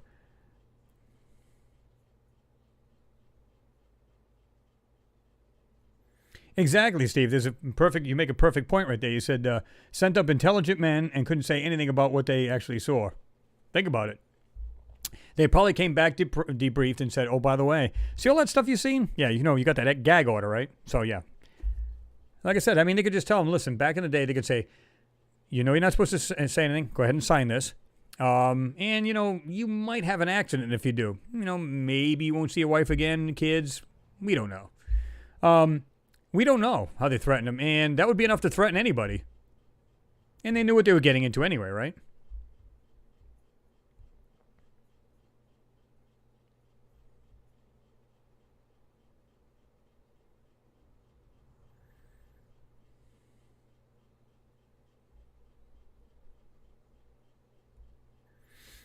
Pete, you said only military on the moon. That should tell you something. Well, I mean, they wanted people that were like, they were used to flight and, all kinds of G's while they're flying, different stuff like that. They needed people that are used to that kind of stuff. And you can't just take somebody off the street and say, hey, by the way, we're going to throw you on there. So they want to make sure, that these guys would be able to handle it too. But you've seen how they came back and what they, like I said, it was funny how they were just like, somebody said, did you guys see the stars? And they're looking at each other like, did you guys see stars? I didn't see any stars. But they were supposedly, during the sunshine part of it, they were in the daylight, and supposedly the moon is super reflective, so it's like being here on Earth during the day. You wouldn't see any stars, right? It's kind of what they're saying, where the moon was so bright, and of course, there's really no atmosphere to really speak about. So they're there, and it's supposed to be so bright that they couldn't see the stars. They wouldn't want to look at the stars. I mean, it's like looking here at Earth. You're just kind of looking at the stars. So what? You know what I mean? To me, it's just like they had bigger things to look at and something more important. I think that was the last thing they want to look at. James Cragen, appreciate your support, brother. He said, I agree with you, not agree, with you on the SETI story, man, big time. Yeah, I mean, these guys have been listening for so long, you can almost guarantee they've heard something out there. I just find it hard to believe that they haven't. And because even scientists believe that, out of so many millions of stars out there and planets and everything else, that they said there's at least I forget how many it was, like 1 million possible planets with civilizations. That's a lot of planets. And of course, I'm sure I'm not exact on the numbers, so don't etch that in stone. But to me, it just seems possible, very possible, that they've already heard civilizations out there. I guarantee it. Again, James, I appreciate your support, man.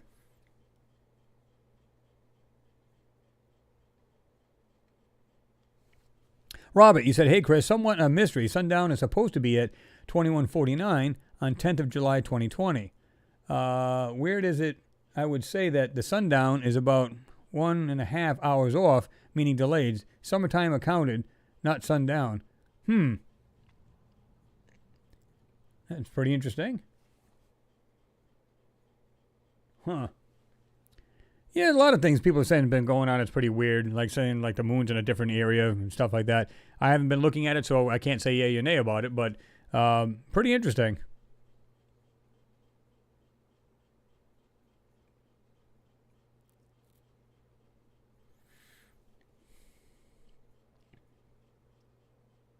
Mimi, if I ever meet an alien, I'm going to ask them an important question. Beatles or Rolling Stones? Divine Catalan, you said, I am not worried either for you, Chris. Nah. Like I said, I think it's kind of like, I said before, these are just like ponds, right? It's like, if we want to let people know, slowly, disclosure, whatever, they have different outlets. Could be me, many other channels, right? that they're allowing these people to see this stuff. Because many people have asked that question, like, why would they cover up some stuff and not the rest of it? It makes no sense. And they're absolutely right. What other reason would there be? Unless they wanted you to kind of see it, but wait a minute, we're trying to cover it up. So we'll let them see little bits and pieces and see if they can figure it out. Well, there you go. And when you do, you're in the know. And they're probably trying to see people's reaction through comments and stuff like that. And how are they acting? Maybe it's a giant experiment for them. Social experiment. Let's see how they react to it when they find this certain stuff. And this guy on whatever channel brings this stuff out. Let's see how they react to it. Maybe they're trying to figure out, maybe in the future, if they can bring it out to the public, how they would react. Who knows?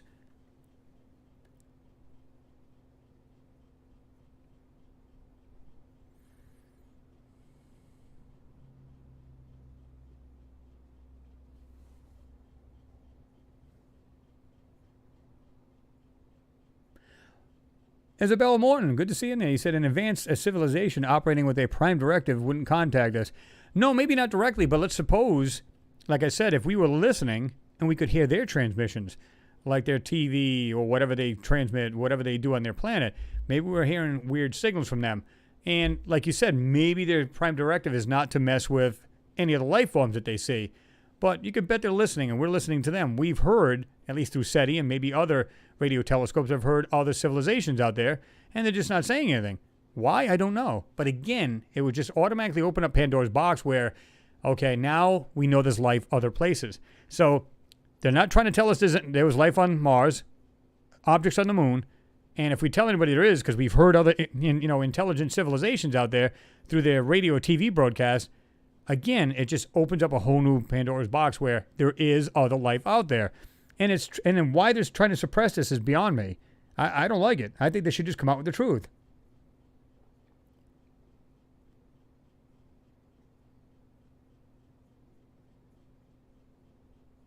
Alien Tenor, he said the moon has shifted on occasions. Yes, it has. Geoff Crummies in there. What's going on, Geoff?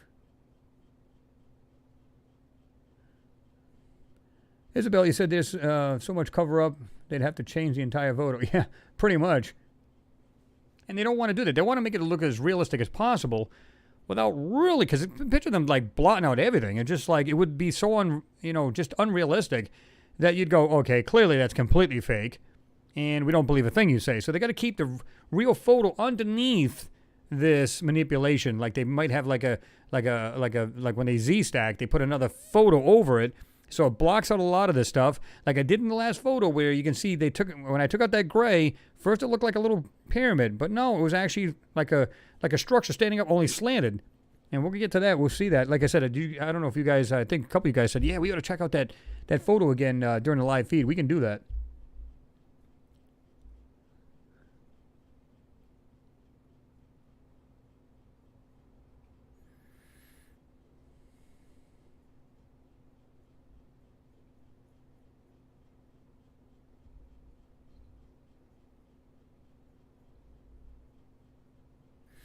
Josh D said our moon is artificial. Our natural moon is really small or normal size for our planet. Ruins on Mars, oceans everywhere. That is just our solar system. Well, like I said, I think, and I again, it's just my opinion. I think probably every planet in this solar system has either A, been lived on, or mined somehow. It's like we do on a smaller scale here on the Earth. We need certain, precious metals. We can go dig it out. Whether it's, resources like oil, people are fracking, doing all kinds of crazy stuff. We go on a small scale here on our own planet. So if you're an alien species or someone who can travel, they're spacefaring, then they can go to any planet they want, mine for whatever they need, and then off they go. Or they lived on it. And again, 65 million years ago, according to science, when the dinosaurs were around, our solar system was a totally different part of the galaxy. Again, they could have lily pad jumped over from other solar systems onto ours, lived here, and then at some point they just left. Like it was an old neighborhood and just said, well, we're gone. Or there still is life on these planets in our own solar system. Your thoughts on that?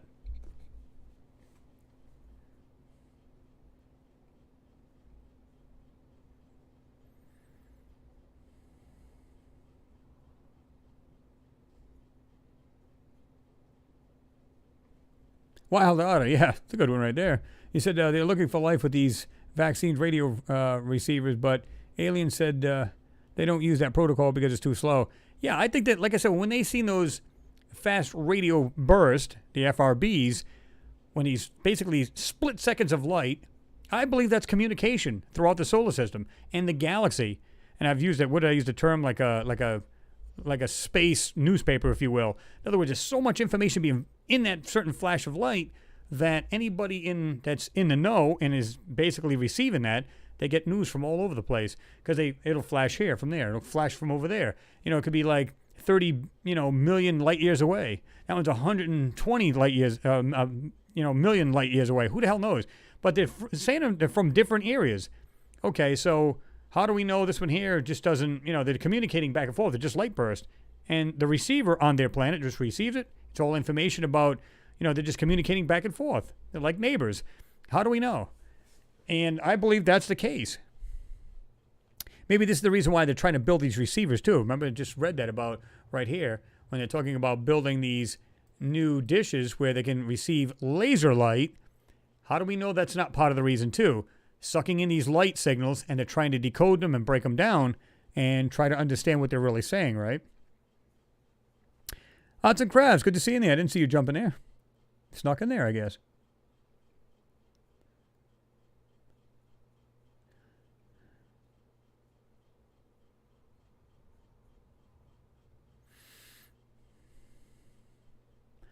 Stephen Porter, he said, are we using the right method to listen? Why would they use outdated radio waves?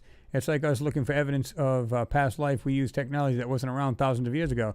Well, like I said, that's why I think these FRBs are their way of communication. And it just so happens that they want to build these dishes for receiving laser communications. Think about this a minute. So all light. And are they making new receivers to try to, kind of like what SETI's been doing, listen to, whether it be on the 4 gig band or whatever frequencies they listen to simultaneously. And, of course, they can dial in whatever they want. And if you ever seen SETI, look at the radio receivers that they have. It's insane. It's like racks and racks and racks of these things. So they could tune into whatever the hell they want to on any freaking band they want to, and they're just listening and listening and listening. But if they caught on to a signal at one point, and let's say it was some kind of weird radio signal, maybe in a language they don't even understand, but they're getting it. Now they know exactly where to look at in the sky, what frequency, and they log them in. So now you don't know what the hell they're listening to, because radio waves are still radio waves, right? It's still electromagnetic, no matter how you look at it. So at some point, they may be still using it. It's like us. We're still using the wheel, and look at the technologies we have. We've had the wheel since when? Still got it today. We'll still have it for hundreds of years, unless every car is like completely flying at that time. Then that's different. But you're still going to have things on wheels. As technologically advanced as our cars are compared to way back in the day, or a wagon wheel, so to speak, look what we are today, and we're still using wheels. So there you go. Sick Nick, it's good to see you there, man. It's been a long time. It seems that NASA USA has the jump on claiming Mars as their own. 2 Russian attempts to get to Mars, both knocked out. Do you think the USA is blocking those, or they don't want to be on Mars?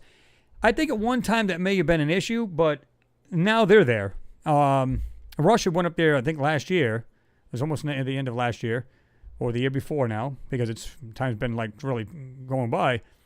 And they went up there. They said that they're spending. I'm trying to remember how much their money. Anyway, it doesn't really matter how much the amount. But they said they were sending a craft to Mars. I think it's just an orbiter, and that's it. Never said a word about it after that. It's like, why is everybody going there? Nothing there to see. Dead planet, dust, cold and barren. And yet, it's like everybody's going, what? Would you seen what there? Let's get over there. I mean, how do they know they haven't been tearing apart these photos and saying, yeah, this is kind of a little weird, guys.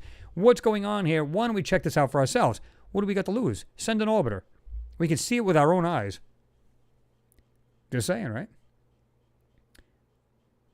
Magilla, you said it wouldn't really surprise me if the truth is being suppressed because today's society is so afraid of people that want to believe in more, and dreamers are harmful to status quo. To status quo. Absolutely, I totally agree with you. It's, again, if you've been into this kind of stuff, whether you started this a long time ago and been looking at everything about the moon missions, maybe you watch other channels on this, and you get your information off them, whatever it may be, this channel, and you've been doing this for years. It's like you just have a piece of information the average person does not. So, to me, it's just like you're like in the know. And most of these other people don't have a clue. And like I said, when it happened to Dave, he was talking about how he got ridiculed. I expect that. Now some of the people I've talked to, they're like, wow, yeah, I heard about this and I heard about that. And then they get into this nice deep conversation. But you got to go slow with these people because it'd be like mind overload and they're like, head blow right off their body. So, yeah. I think at one time, like I said, Sick Nick, that they probably would have done that. But now, like I said, it's like these space agencies have these higher up parts of them, like the top secret parts, and they're all together working this out. And they're helping each other get up there, and maybe they're helping them fund, or they're helping them make parts, and they're helping each other out, like, one hand washes the other kind of thing, and they get to share these photos and videos with each other, and that's what they do. And then, of course, like I said, then there's the PR part of them where you see regular NASA, telling the people this is the way we run the rovers, and they're doing actually honest work. They're doing what they're supposed to be doing, but they don't know what's going on behind the scenes, what's really going on, right? Arts of Crafts, he said, sorry I'm late. I'm working back at the restaurant. Hello, everyone. Greetings from Dorset. Well, that's fine. Arts and Crafts, got to make that green first, right? That's what it's all about.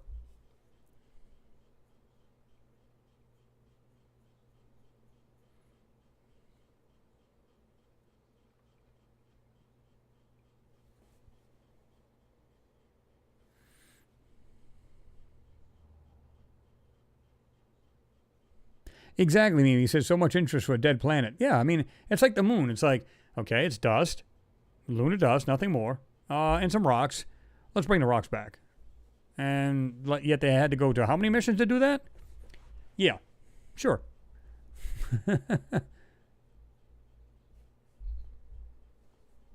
Alien Tenno says, my wallet is more dead than Mars. I got to get the malts out of there, just kind of, that happens.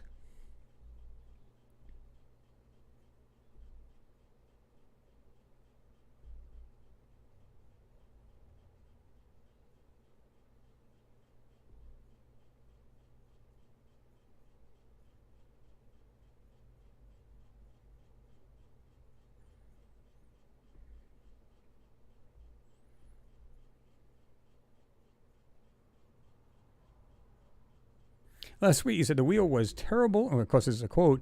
The wheel was a terrible invention, flat and awkward to flip with no benefit. Terry Pachard?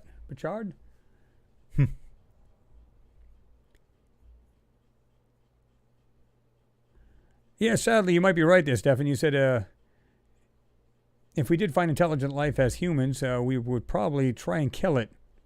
Well, I even highly speculated, how do we know we're not the one that did it to Mars back in 1941? And the reason why I say that is because think about this. It's not like we've never done this on this planet, right? To indigenous tribes or other weaker people. Think about this a minute. So if you were flying, just orbiting around Mars, and you've seen their technology, you said, listen, they got no way to protect themselves. Now, I don't know why you'd want to kill off an alien species or something similar to us. Wouldn't make any sense. Of course, you'd want to try to communicate with it and, become friends with it or whatever, and so on and so forth. But if they said, wait a minute, they got a lot of technology up there we don't have, what happens if you said, we'll just blow them out of the sky? What do we got to worry about? It would be that easy. They made that reference about, if you seen a small anthill, would you, what would you think? It'd be nothing to just step on it and be done with it, right? So I'm not saying that's true, highly speculative, but doesn't mean it can't be true, right? I mean, like I said, all they got to do is send a couple of nuclear bombs and then send a couple of missiles with a nice germ cocktail to finish off any other thing that's alive there. And something we lived through may not live through, if you just spread this stuff out throughout Mars. We don't know.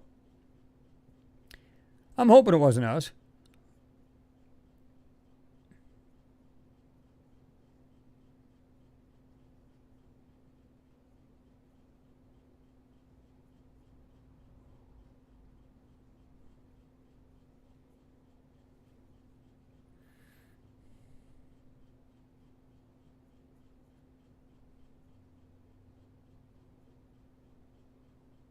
Exactly, Elaine. I agree with you. You said, I have seen the moon rocks. They're not that interesting.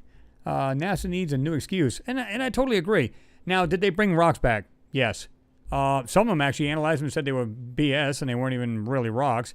Now, I'm going to assume that they were, and because I've seen them too. And but I'm going, okay, all of this, risk life and everything, just to go there. Wouldn't it have been easy to send some kind of robot like they're trying to do on Banu? They're sending that craft, and it's supposed to be coming back in, I think, 2025. You guys can correct me. Or 2035 might be. You guys can correct me if I'm wrong. But it's supposed to go get a sample and then fly back. That would make more sense to me. Send something, it's not that far, considering the distance from here to Mars or the end of the planet compared to our own satellite, the moon. It would be so much easier just to send a robot up there and then snatch a piece of rock and bring it back. Why send humans at all? Why take the chance? So these guys wanted to go to the moon. They signed up for it. For what? Oh, we're just going to go collect rocks. So you said that we may die on this mission, and the craft may fail. We'll just be floating out in space and die there. We may step out onto the moon and die there. We don't know. Could have some kind of technical problem with our suit and die right on this moon surface. But yeah, we're just hyped up about going to see them rocks. Come on. There had to have been more than that to it. And judging by the photos and the stuff we've seen them, absolutely. They weren't up there just for the rocks. The rocks are the PR move. That's not for the the real deal. That's not what really happened.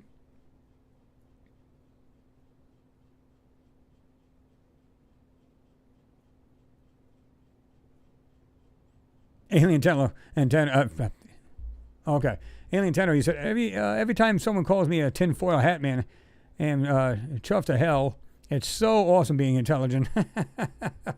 Well, that's what it is. The first thing they do is they label you like that, like, oh yeah, this guy, he just thinks this and thinks that. No, there's nothing to think about. You know what I mean? When you back it with facts, it's not a conspiracy. Like when I said, I got laughed at when I said, well, these people are, manipulating and obfuscating these photos. And people go, oh, my God, how does this guy know? Blah, blah, blah, blah. And I showed time and time again where you can see purpose blotting out squares, blotting out different parts. Again, with that butte. You literally can see where they blotted it out. And you can see what look like mechanical parts just sticking out from the bottom of this stuff. They're blotting out something. Why would they feel the need to do that? There's no reason I can think of to blot out anything in a photo. None. If you went up there with an actual camera, took a raw photo, as they call it, nothing there to see, these things would be pristine and clear. Would you guys not agree?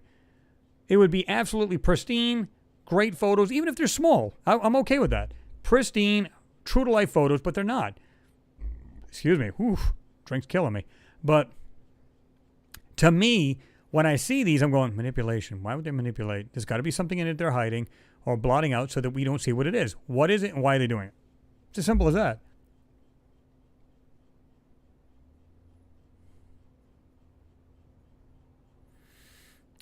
Dave Avery, you said, look, we are the most intelligent being on this planet and we can't even communicate with any of the life form on this planet. How the hell are we going to communicate with intelligent ET? Well, here's the thing. What if you're SETI and they are using maybe a high-tech wave, or they're in a totally different band instead of like your phones, which are like 6 gig. Maybe they're way up in, maybe they're like in 25 gigahertz or whatever. Somewhere of like good communications can travel through space, right?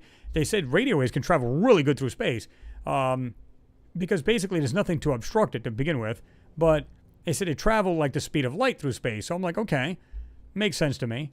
But these fast radio bursts, if you could measure it, meaning let's say like a flash of light going through a room, slow it down frame by frame, and I'm talking about microseconds, right? Like half of a millisecond and then something, like thousandths of a millisecond.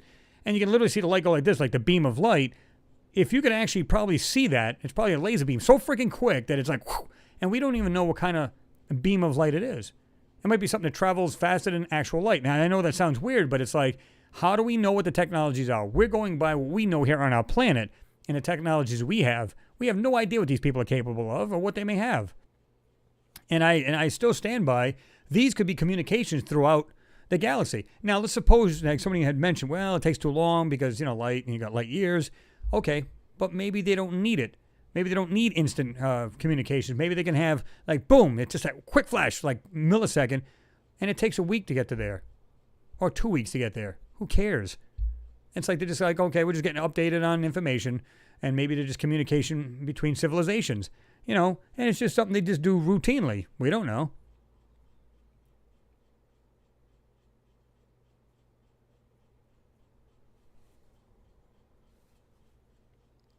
Thunderhawk, you said visual and audio, they keep the bitrate low and everything look like Netflix. Haha. They want to say it's 4K when it's absolutely not. They lie. Yeah. Well, they claim, and it's true though, that the like the cameras on board are supposed to be high definition, and they can take high definition video as well as still pictures. Okay. Where are they at? I haven't seen any. You can see some really good photos on like the Molly cam, which is on the end of the turret, the tool arm. And you can see like pristine right there in the ground.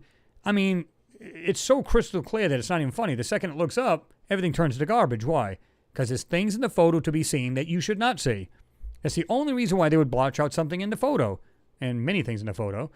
That's the only reason why you would blotch out something. It's like when you see something like as simple as, hey, I'm selling my car. You're going to block out your license plate. Why? Because you don't want people to know, because you could look up a license plate, right? You don't want people to know who you are, where you live, or whatever. There's a reason why you're blocking it out. That's the only reason why. You don't want people to see a certain thing in the photo. It doesn't get any easier than that.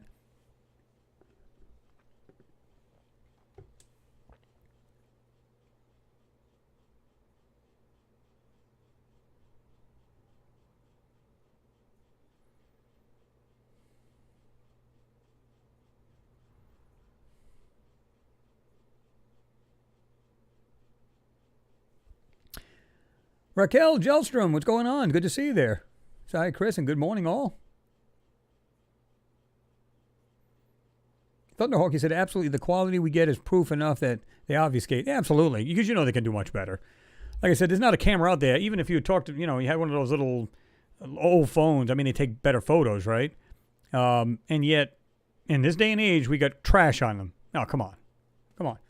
Richard, what's going on, man? Good to see you. And he said, hi, Chris, what's your take on the Apollo 13 accident? Do you think E.T. might have had a hand in it? According to some reports, they weren't too happy with us paying them a visit. I mean, I've heard all different kinds of stuff like that. I'm not sure, to be truthful with you. It's, it makes you wonder if they did have a hand in it. Whether they did or not, I don't know. I couldn't honestly tell you. I think they just, think about it. If you were an alien race and you're sitting on the moon, you're just going to sit there and laugh, and you guys are just kicking back. Hey, guys, look at this. Come here a minute. Get out the popcorn, man. Look at these guys. Look at their little tiny, sad little lander. They're dropping on the moon. And look how sad. The little suits, they're just like, they need like little oxygen things to live. And, it's just, they must scoff at us like, that's crazy. When these guys probably have to use a breathing apparatus, or maybe they figure a way to breathe in like no atmosphere. Who the hell knows? Again, we look at ourselves and say, well, there's no way we could breathe on the moon without a breathing apparatus or some kind of, oxygen, whatever. But we have no idea about these other aliens or beings that might be out there, right? We have no idea. Something could just breathe in direct carbon. How the hell do we know? No idea. I mean, fish can draw oxygen right out of water. You know what I mean? So we don't know. And to me, it's just like, I can only imagine if they were like these highly intelligent aliens with these spacecrafts, because they said they were on the, they described it as some spacecraft on the rim of the actual crater, and they said they're watching us. Okay. Can you imagine, just like I said, they're kicking back going, hey, look at this. Check this out, guys. What do you think of that? Oh, it's so cute. They're finally making their way to at least this little rock here. I wonder how they're going to do it. I mean, I think it would be actually funny. I'm going to jump all the way down the bottom here. Elaine Walls, thank you very much for your support. I do appreciate you. You said happy Friday to Chris and everyone else. I do appreciate it. Again, thank you, Elaine.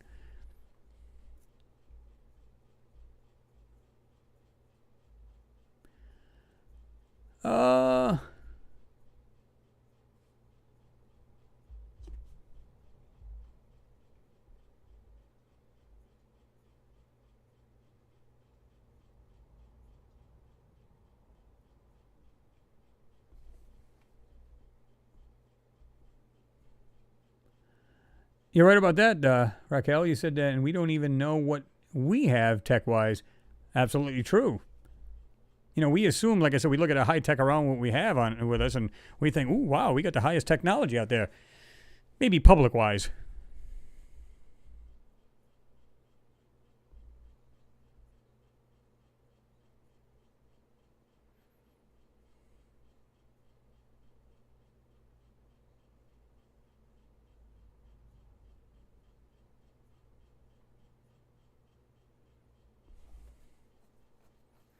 Dave Avery, Chris, are you going to put your picture back up on the screen? Yes, we're going to be getting to that shortly.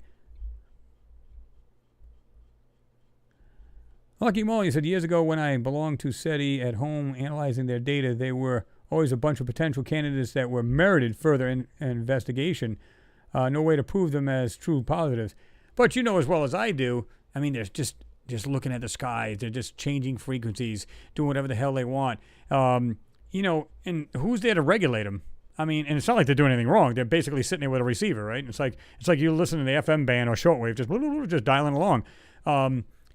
You don't know what they've seen, and like I said, they'll log it all down. And these, like you said, they're potential for merited for further investigation. I can almost guarantee they've heard something out there. Guarantee it. And these guys haven't been doing this for only like 5 years. They've been doing it for how long?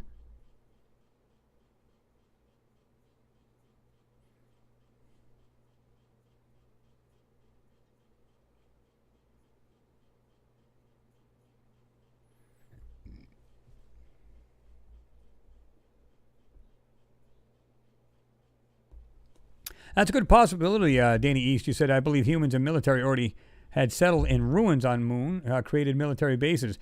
And I still believe that, too. I believe that about Mars.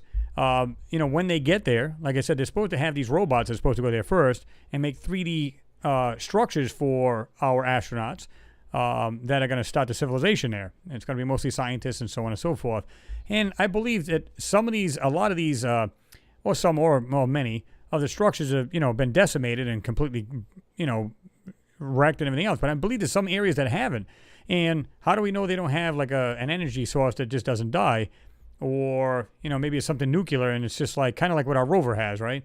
It's got a decaying, you know, it's a nuclear powered, basically craft, if you will, rover. But so you have this thing will outlast the rover. And literally the rover will fall apart before this thing dies. So we don't know what kind of power they would use. And if they still have it, I mean, they could probably just move into these structures and say, okay, we'll make base here. And we'll build from here. How do we know? Or just reconstruct it. Make it habitable for us, right?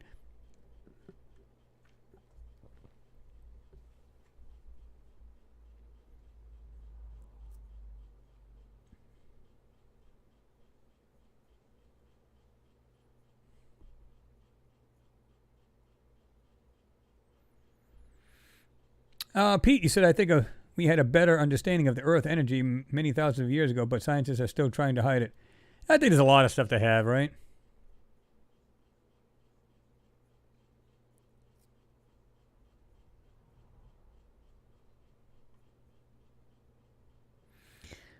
Alien Tenno, Nikola Tesla, free energy for all. Shame what happened to him. Oh, yeah, they definitely screwed him. Pete, here you go. Elon can send his robots, dogs to sniff out atmosphere. Oh, send them out there first, right?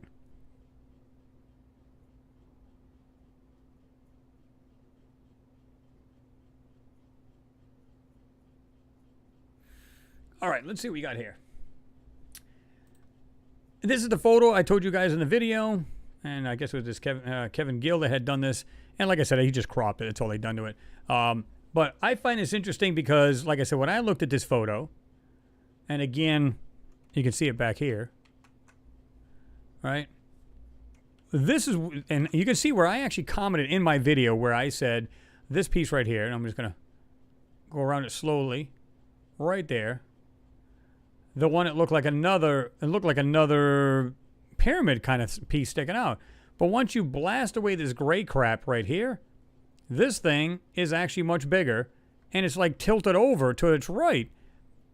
And of course, we've had these other lines over here that look like they're structures and not simple, you know, Martian surface.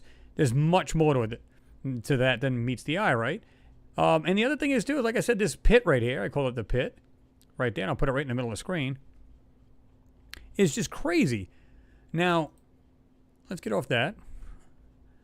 I'll go back to the photo here. Right there. And this is the one that was my final enhancement on this. And I find it interesting. Let's do this. Because when you look at some of these things, here's that piece right there. That was a little piece sticking out, but look at it. It's much larger once you break through this crap here, this gray area, and when you got these lines. And like I said, this doesn't look like a pyramid. They might have made it look like that kind of, but I don't think that's the case at all. I think that they dressed it up to look like that. Now, I'm not saying it can't be shaped like a pyramid. Maybe this is the way they figured they would make it. I don't know. What I find interesting, too, is these other pieces. You can see this blotched out area right here, but you can see these pieces right on this, I don't know if that was like a diamond-shaped kind of area, whatever that is, but the lines are in the photo right here. And that's what's cool. Right there going across. And, of course, like I said, this pit right here, to me, this is intelligently made. There's no way around this. It's the way it's designed, just a pieces you can pull out of this. It's just the way it looks. It's not just simple rocks or just stuff laying there. Even if you were to go into this piece right here. See if we can go into this a little bit more. Put it right in the middle. I'm going to slowly go around it with the cursor because it's a little smaller on the screen than what I'm seeing on mine. For some reason, this software seems to keep it small instead of larger. But right here, you can see like what looks like pipes and bracketing and crazy stuff right here, as we described right here, going across. Going like this here.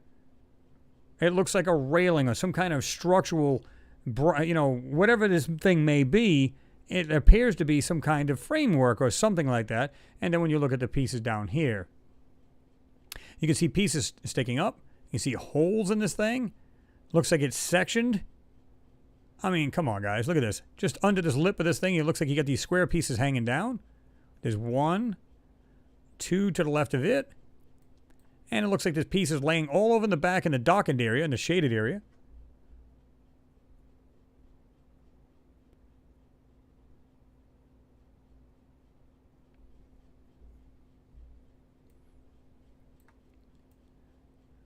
Let me just back out just a little bit. To me, guys, and I've said this before. I'm going to back out just a little bit. Okay? This stuff isn't as far away as everybody thinks. And these aren't as large as they want you to believe either. These things, I believe you can just walk over to them, walk down here. This may not even be that big. Now, I'm almost positive when I did this video or this photo of this, I call it the pit again, that I believe that this wasn't very big. In other words, you could probably go like this, stand right here and walk right down into it. So again, is it a structure? Is it some kind of way into a tunnel? Is it part of, like I said, part of what's left of a structure that was partially in the ground, like a basement like you'd have, right? Like a cellar or a basement. Is it possible it's like that and it's completely blown off and that's all you're seeing? I believe this right back here is some kind of weird, I think, what is this? Divine Catalan, I think you were saying something like that. You said, but behind the pit there, Chris, is some weird, huge craft. And I said that the same thing. It's kind of weird the way this thing is designed. Look at the way this thing is. Now, it doesn't look like this thing would be naturally. Look at the way this comes down and slants down in the back. But it's not just that. Look at the pieces that are all over the side of this. Get out your magnifiers, guys. Check this stuff out. This is the best time to do it. Just some of the crazy stuff in here. On the side of this, we're going to call it a hill just for argument's sake. Just the stuff that's in here. Now I'm going to put the pit in here too, if you will. And the background pieces you can see standing up. And again, when you look at this in this photo, and I'll get right back to the other photo in a second.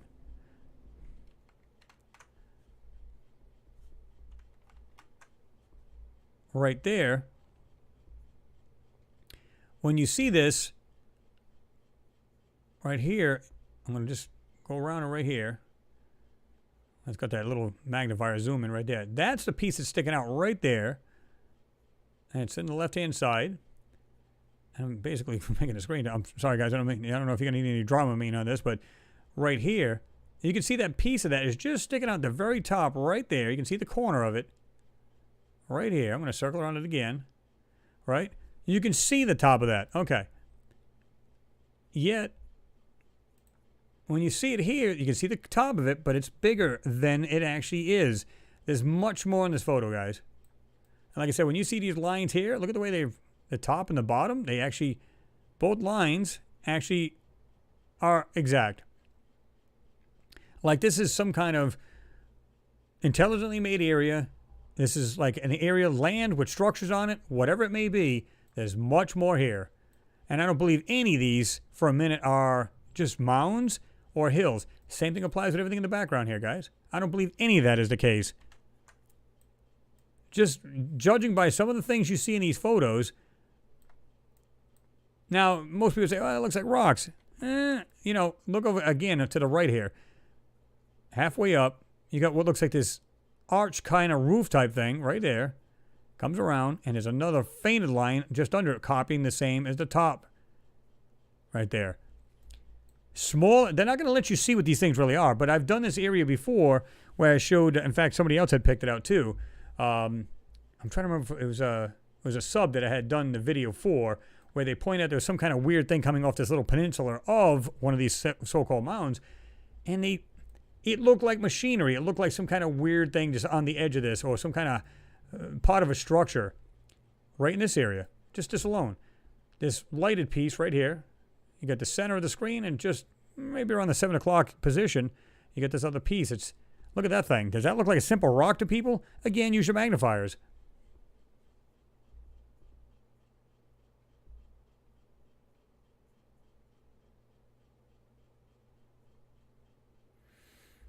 Yeah, maybe. I mean, you said, look how NASA messes up the background. Exactly. This is no way, no how is this actually natural. And I can almost promise you they're here, and I think they're right in the middle of a city or something, and every one of these, and it may not look like that in this particular photo, but I've said this before, if you back out, they're all different structures or something laying there. They don't even have to be structures. They could be something else. These could be vehicles. And the reason why I say vehicles is because they go, well, how the hell like that be, man? These things must be humongous if you believe that they are. Now, if you were, again, I had one with the actual rover, and you can see it was like sitting right here in the corner. Again, I've showed you these technicians that work on this rover, right? And these guys are pretty tall to the VHF antenna that's built onto it. You could literally just walk around, walk over to this pit, walk down it right there, and walk over to these other pieces. I don't believe that they're that big at all. They may be small, houses or structures, whatever they may be. They're not as big as they want you to believe. And the reason why I come up with that is because I've seen many more photos of this Mount Shop area that looks nothing like just simple mounds and mountains. There's much more to them.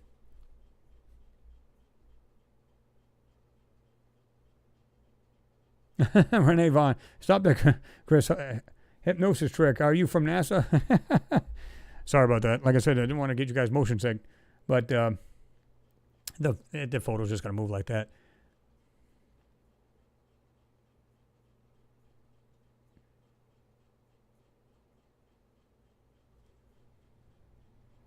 Let's see.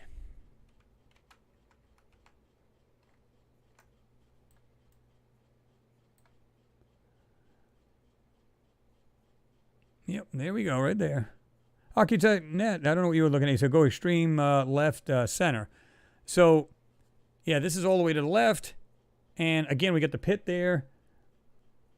And alien antenna, like you said, look at the shadows closely. Exactly. Look at them closely. Some of them don't jive either. It's like they kind of messed around with it. Now, you can see like down on the bottom here, this very, very bottom piece, you can see the shadow where it's at. And then in this pit, it's basically the same exact shadowing. So we know that it's not high noon. Whatever time it is here, I don't know, but it's not high noon. You can see it's probably going towards dusk. Who knows? And on Earth, it would probably like, in the summertime, probably like 5 o'clock, right? I'm just guessing. Of course, it's complete guesstimation, but it just seems like it'd be around that time. It's a bit ahead, huh? Shh, don't tell anybody. No, I'm from the future. But anyway, yeah, I mean, you guys seen the original again. Look at this thing. I mean, how is that like really good pristine detail? Again, when the way they say it, they Z-stack these photos so that the background, which is way back here in the Mount Shop, right here in the middle section, that's middle part of the photo, and of course you got the middle part in the foreground. everything, the way they Z-stack it, everything is supposed to be absolutely focused in. So in other words, if you look at the back, pristine details. Middle of it, pristine details. Foreground, so on and so forth. All supposed to be very fine details. And yet, I see CGI all over the damn background of this thing. In fact, from this point, right here in the front, up to right here, so the very bottom of this photo, up to the quarter of this is real. Now, I'm not saying none of these rocks have been manipulated, because clearly they are. I can tell that. But when you look at the foreground here, yeah, it looks realistic, no problem. From this point on, right here, all the way to the back, has been manipulated or censored in some way. There's just no way around it.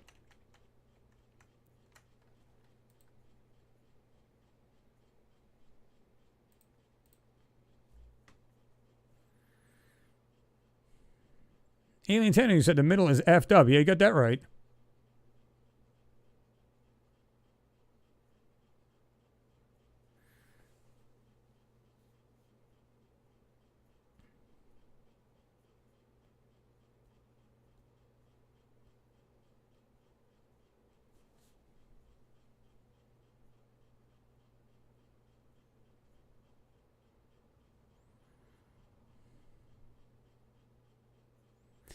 Wait a minute, hold on. Okay, I went from James. Yeah, I guess he was talking to Elaine Walls, but then let me see how this thing jumped here on me. Anyway, the last comment by Elaine, you said, yes, they destroyed the background using their ancient Egyptian ruin software. Well, I mean, it is true. It's kind of like, it's just weird, but when you bring out the lines, like I said, lines tell the story. They tell it all. Even if you tried to manipulate over it, those dark lines are still there. Again, they've put this layer of it, but you can bring it out. And when you do, wait a minute, suddenly things don't look the same. Like I said, this is only supposed to be peeked out a little bit, and yet you can see this structure here. These are the lines. These look intelligently made the way this ground is. Something's flat right here on the left. About the 9 o'clock position from center. Well, we'll try to put it right here in the center if we can. Nope, can't quite get to the center, but right there. Some kind of flat piece right there. And you can see these other pieces, and of course there's no detail to them at all. But you can see they look like, just the way these things are laid out and the ground is laid out, like it's cut out and manufactured, intelligently made. There's no way that's natural. You can see right here, this piece coming down next to this larger pyramidal shaped piece right there in the foreground, or closer to the foreground. You can see the way the ground goes around in the front of that and comes up on the side. Comes down, straight across in the front of it. I'm gonna assume it's the front. I could be off, but you know what I'm saying. No way.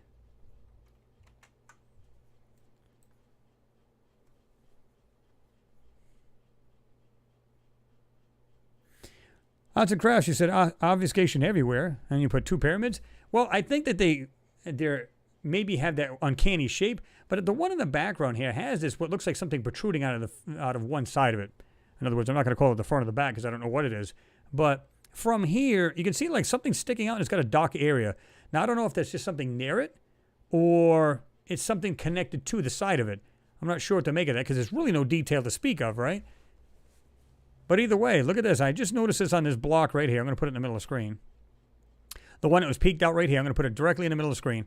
You can see the sides to it and coming down past this manipulation. But look right here. There's like this little white dot. Let's see if we can zoom in here a bit more. Right here, but it doesn't, at first I thought it was a dot, but look at the way this thing is shaped right here, going up, and look at the piece coming out of it. It looks like a pipe work or something like that. See it coming down, going into this, right there, coming up. You can just see it's white behind this manipulation, the way they brushed over this. But what is that? And it's like it has this piece, like a cutout to accommodate that piece going into it. Like picture a pipe, and then whatever it's going wrapped around, it's literally cut out for it. I don't know how to explain it. We may be seeing something totally different here. We're just trying to make sense of it all, if you will. And it's hard to do that because you don't know what the hell these things are. Now, if you've seen something, if this was Earth, and you could probably identify it pretty quick because you go, oh, yeah, that's whatever. And you'd know it right off the bat. That's a battleship from whatever. You would know that because it's something we see here on Earth. Just notice this piece up here in the background. Look at this. Almost like this arch-like structure right there in the background. Whited piece. It's like you can find like little bits and pieces hidden inside this or sticking out of this manipulation where they didn't completely go over it.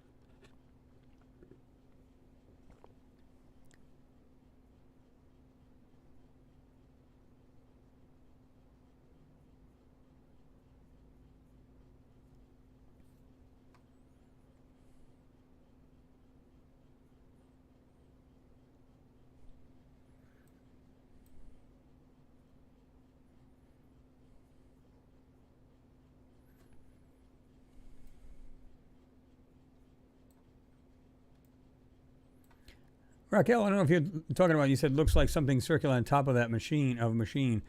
I'm not sure. I mean, there's, like I said, if you look at most of these little pieces on here, just little pieces connecting, other pieces laying down. Listen, again, I know you guys probably live in like mountainous and rocky areas too.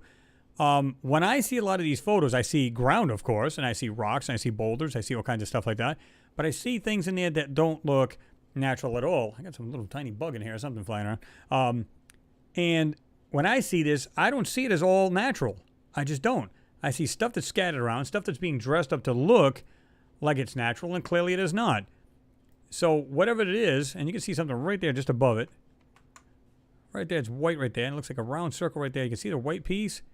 And look at the way this thing goes like this. It connects, it goes into the back. You guys see that? Right here, I'll put it right in the middle of the screen. White right here, it's got like this round circle. The white piece is still in. You can see it behind all of this right here. Going and curving right into underneath this piece. What the hell is that? Just, like I said, there's too many things in this photo to be natural.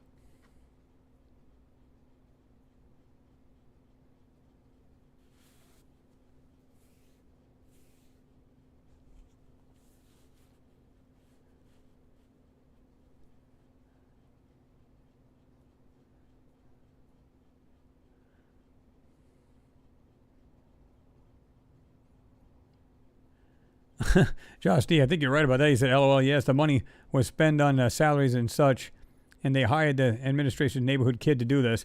Well, I said that when they first showed the very first photo of Mount Sharp, and they said they had like the area where it was supposed to be starting off from, and it was supposed to be 10 miles total from where the Curiosity landed to like, it's supposed to traverse towards the, along the base of Mount Sharp and then go up into the mountain. I think they're already there, and I think they've been there.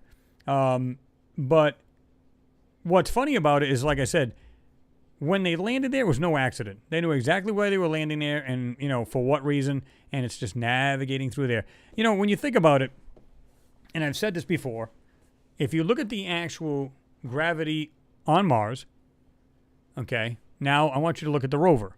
The rover weighs about a ton, so give or take 100 pounds.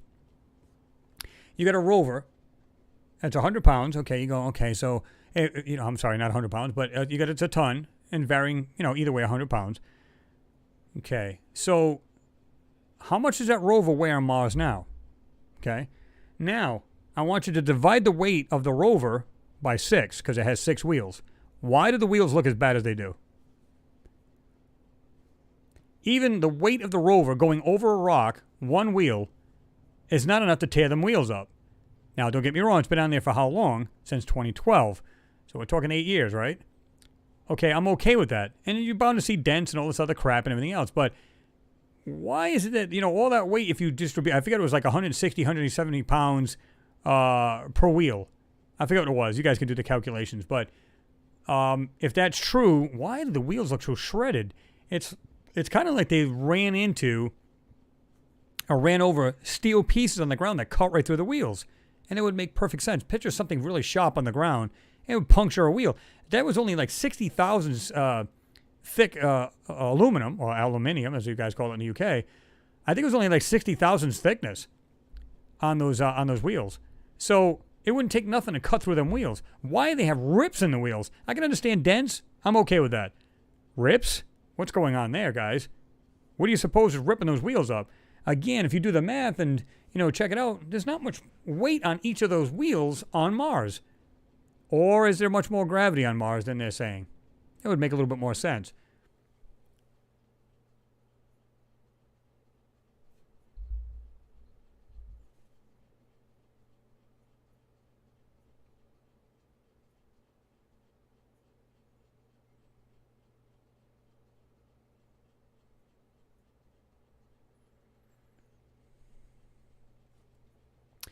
Yeah, I mean, even right here, you can see like this small shaped white piece right here. And again, you can see where I try to go through it. You can see it's like kind of fuzzy around it on the top. Right there.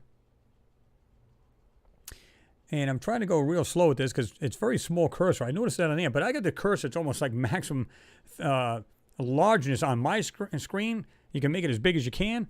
But for some reason, when I'm using this software, it just makes it real small. Doesn't make any sense.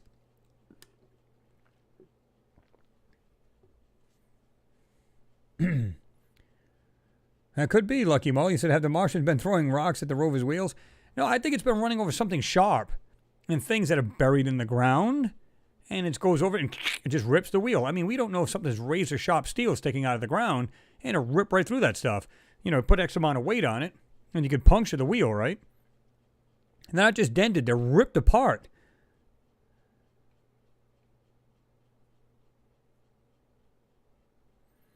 Archetype, right? I'm sorry.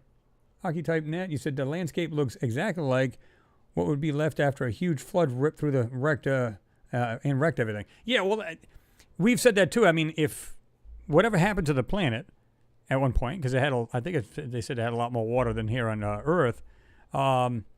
If that's true, and it had this major like tidal waves and flooding and everything else, then it's gonna wash everything around, just throw it around and basically decimate the area. If the explosions haven't, then you'll have what took place here. And between the explosions and the actual flooding, whatever it may be. And keep in mind, they said that this was an ancient lake bed, at least according to them. I don't think it was a lake bed when you're seeing things like this, because this wouldn't be at the bottom of a lake bed. Unless, of course, it's really ancient and it just happened to be there. Like, we're finding old structures in the bottom of oceans here. So, is that possible? I don't know. Elaine Wall just said rover has hit too many speed bumps. More than a few speed bumps, if you ask me.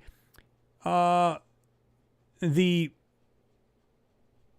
I said, I've talked about it with friends of mine who are into this, and they're saying, yeah, it just simply makes no darn sense. And this thing is at a snail's pace. Now, I have seen a video where it's almost like they have like a rabbit button where they can really make that thing move. And they had it on the test grounds, I think in California. And it's moving around, just creeping along like a snail. All of a sudden, they just basically hit a button, and this thing took off doing like 10 miles an hour. So, I mean, that doesn't sound fast, but something that's that big and it's steel wheels and everything else, and they probably use that for, like, if it gets stuck, they can use the wheels to just pull itself out, right? But yet, like I said, look at the wheels of this thing. What's shredding the wheels on this? Dents? Yeah, I'm okay with, like I said, but, I mean, these things are literally ripped apart. There you go, Noodles, yep. Martian cop chase with spike strips. That'll do it. Mike Hoover, what's going on? Good to see you in there, man. You said, Chris, your passion for the truth is constant as North Star. I love you, man. Well, I appreciate it, Mike. Do appreciate that.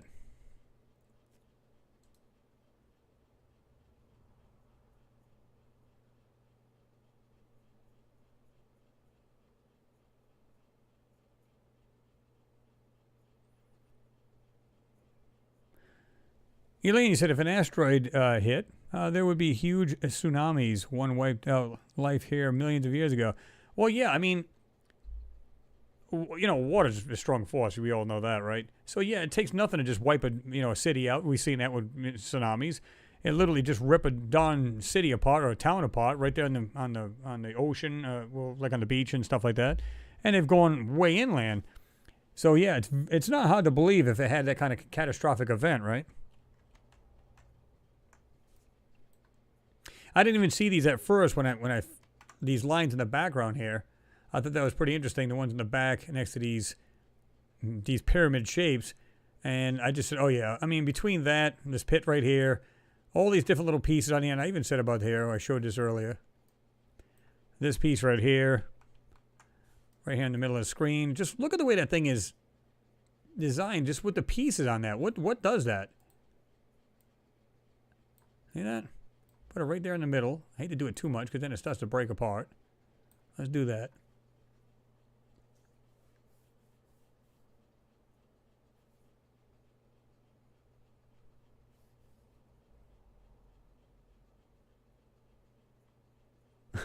Noodles.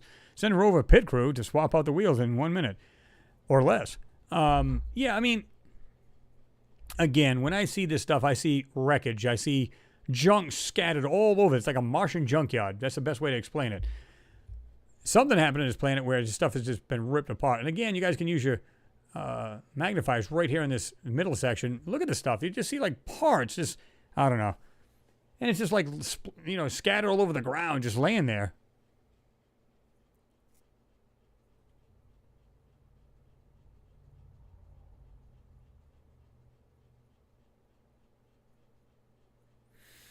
James, he said, Chris, the new rover has a full-colored camera on board. What is NASA going to say about the photos in 2021 now? What do you think, man? Well, I mean, it's just like the rover now. The only difference is it's going to be a larger, bigger, it's going to be more gigs as far as the, you know, file size or the photo size. It's supposed to be a better camera altogether. And like you said, we'll just see what they look like. I'll be curious. Something tells me it's not going to look much different than it is. Because then they would, like I said, shoot themselves in the foot. And I don't see that happening. I just noticed this right here. Look at this right here in the middle. Like I said, this pile right here. Look at this oval piece right here on the very bottom of this mound, if you will. Right down there. And something else, I didn't even notice this, and you guys could take note of this. This is pretty cool. Top left, I said that look at this piece right here. Look at the way this is shaped. I didn't even see it until I really zoomed in. It goes down. It actually goes straight down. So you get the top of it. Right in the middle has this other piece coming up, drops back down, goes over to the right, and then, of course, it goes into this manipulation. But the left side actually comes down, slants down towards the front, and then comes straight down. You guys see that? Right there. And the other piece just above it. These are structures, guys. Guarantee it. Absolutely guarantee it. I can't vet it because I can't go there, but just the way these things are shaped, they don't look like your standard mountains or buttes. They look like mechanical parts.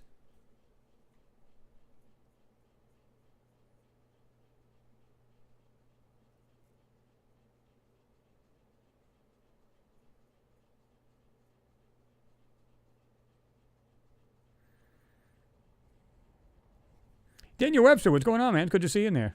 You see, that is definitely not a rock either, a machine or part of a machine. That's what I believe.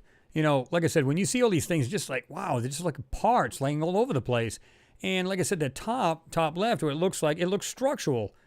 And yet, like I said, they try to blend everything in so you don't see. It's like saying, let's say you had like a bunch of houses on a street, and they're all right there. Now, I want you guys to take like this CGI and put it in between the houses, okay? Make it look like sand, dress the houses up to look like mounds, put the stuff in between so it looks like all one big flowing landscape as opposed to individuality.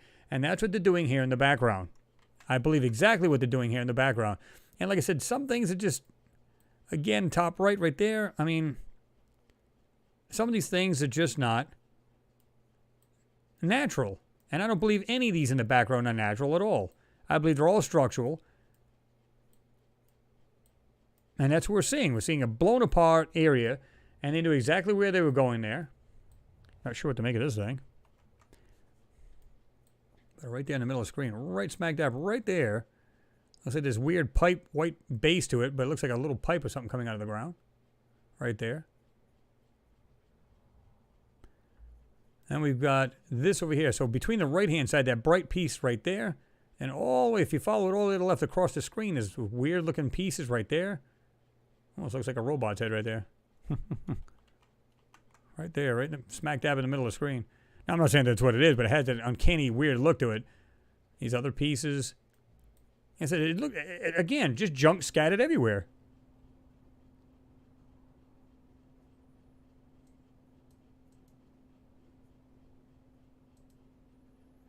Robert Orr, said, yeah, copy paste right there.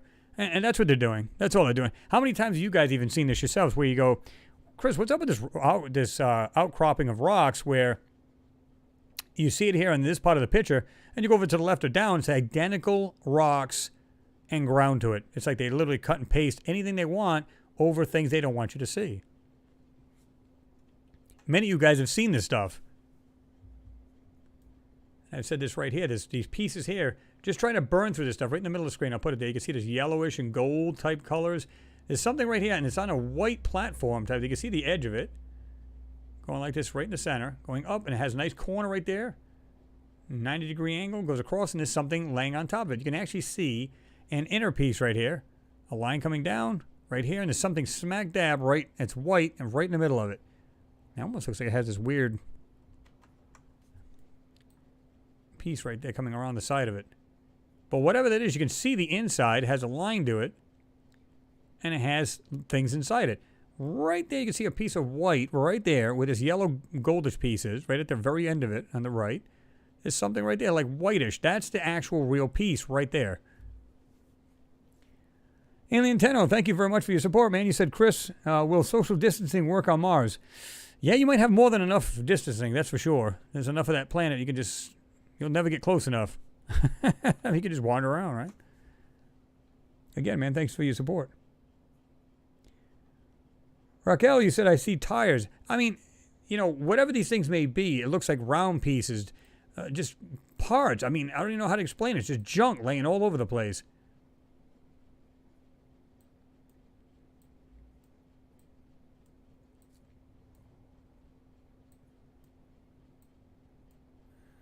Not sure what to make of this thing. Look at this. Look at this thing sticking right out of the ground right here. It's round, kind of like lightish color. Has this round piece right smack dab in the center. And it looks like it's facing towards the left, but look at it looks like a pipe or something coming down. It comes off the back of it, slopes right down into the ground. Not sure what to make of that. And whatever's in front of it slopes down as well. See that? What is that?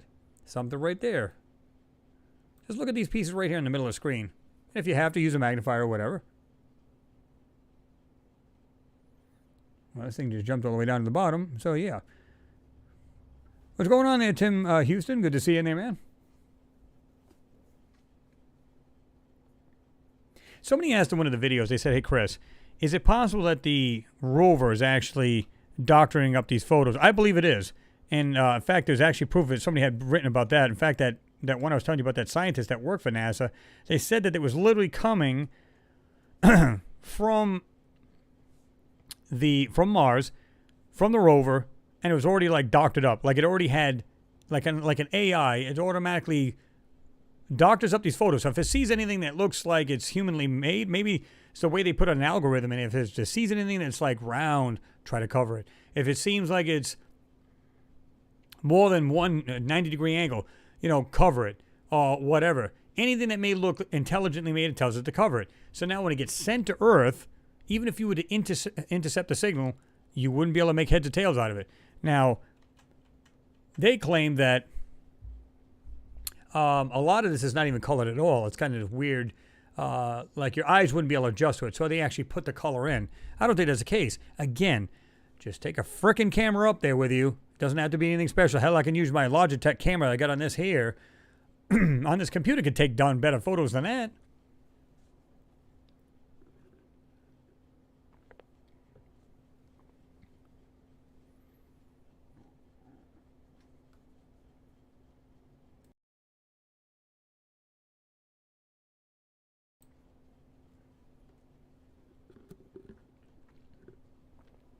So yeah, I mean, makes no damn sense. Pieces like this right here. Right in the middle, got this weird design, whatever that thing is. Look at some of the parts right there, just laying around the ground. Back up just a little bit, so it doesn't get too broken up as far as quality, if you want to call it quality, right?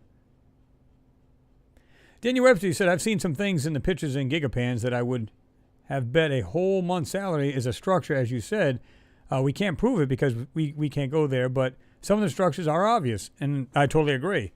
Again, we don't know what these things are, but clearly, like I said, you could just ask yourself the question, is it naturally made, or is it naturally forming, or is it intelligently made? Which one is it?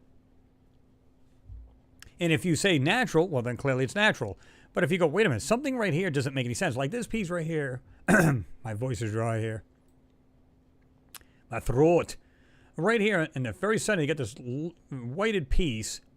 Look at the shape of this thing laying on the ground. Is that natural? Now, I'm not saying nature can't do some bizarre shapes, but look at all the stuff laying all over the place. You just say to yourself, is it possible to have all that kind of weirdness and it looks intelligently made in one spot and it's all natural?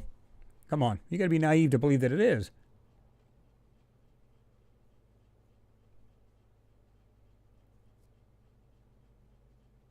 Dave Haverly said, hi, Chris. It's time for bed after midnight here. Hope you and your family have a good week and a vacation next week. Stay safe. Good night, everyone else. Oh, I appreciate Dave. Thank you for stopping in, and I appreciate commenting and everything else and your support there, right?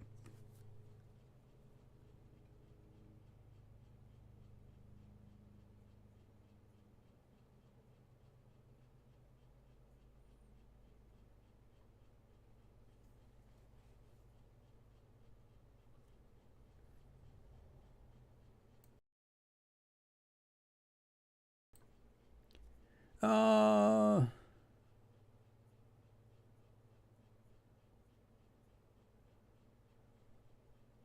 me see here. This thing kind of jumped. I don't want to miss anybody's comment here. Let's see. Steve Pelt, you said, too bad there aren't any tools that can get rid of the obfuscation completely. You know, only they have the actual originals. My guess is the rover can Z-stack. You can look this up. And what it does is it'll take many photos of one area. Let's say this particular area I got on the screen right now. It'll take 1, 2, 3, 4, 5, 6, 8, doesn't matter. And what it does is, again, according to NASA, the foreground is now in focus. It takes pictures. It takes a picture of the middle section of this photo, and what it does is it focuses, takes a picture. The background does the same thing. Focuses, takes a picture. So everything in this photo from front to back is crystal clear. I don't think that's the case at all. I think it Z-stacks, but then it puts its own layer on top. So to hide anything they want, they then send it to Earth. They have a software that takes that layer off, and they can see the true photo. So now if it gets, and again, I don't know this for sure, it's just speculating, but it makes sense to me that they would do that. If it's ever intercepted, it doesn't matter, because you're going to see what looks like similar to this. You're not going to see anything of any great value. They're just going to pass it off. But then once it hits Earth, goes to the DSN, the Deep Space Network. That goes to them 3 computers or other computers, and they just have a software that lifts that upper layer or overlay of this information, and they can see the true photo. And that makes a little bit more sense to me that they would do that.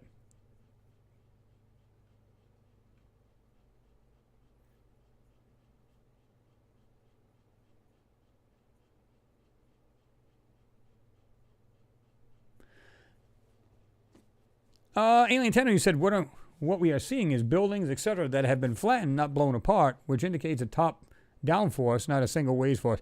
I think it's been both, to be truthful, because I agree with you, but I'm also seeing, like, because we could have had, like you said, about this tsunami type thing, which is going to wash everything sideways, right, and thrash it around and everything else. But I also believe that a lot of these, if it was an explosion next to this area, because it could have been more than just one, think about it. For the rover or the spacecraft MRO or the Maven spacecraft, because it went into the lower part of the atmosphere of Mars and it sniffed this out. It could sense it, right? So if that's the case, how would the rover see this? And if they're going over the area where this rover is and they send the Maven or MRO into the lower atmosphere of Mars, it would be that far from the Cydonia region? I don't think so. So maybe there was more than one explosion, maybe much smaller, and they just don't know it. Again, we can have large explosions here, and then very small ones, like, people are throwing like hand grenades and shit like that. We don't know. I'm just speculating, but they could have a lot more stuff that happened here other than 2 large explosions, right?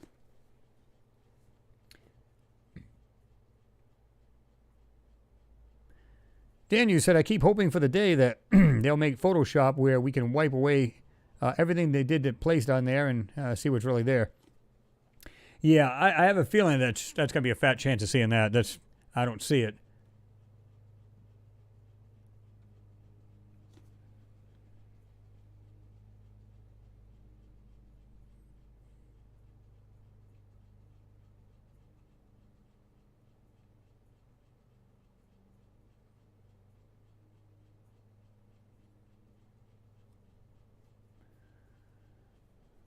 I don't know if I said hello to you, Phil Cox, but hello to you anyway.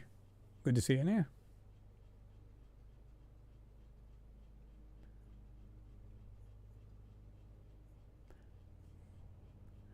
Scott Duffy, you said, what is the star-looking shiny white object? It looks like an automobile cooling fan. Yeah, I mean, isn't it weird how these objects are in here?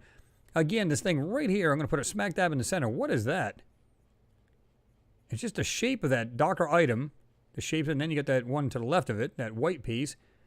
And just look at some of the pieces laying all over the landscape. And again, the way this thing is flat here at the top, this one here, flat at the top, and angles down with this nice angle, I believe this is not natural either. I believe this is a structure, something that's been blown to pieces or ripped apart or whatever. Either way you look at it, look at the stuff laying on the ground.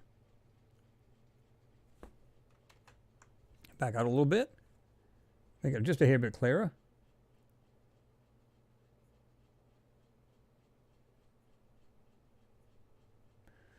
I don't know, Stefan was getting out of there as well, Stefan Porter. if you're taking off, man, good to see you in there. Thanks for showing up here and sharing your comments and stuff and your views.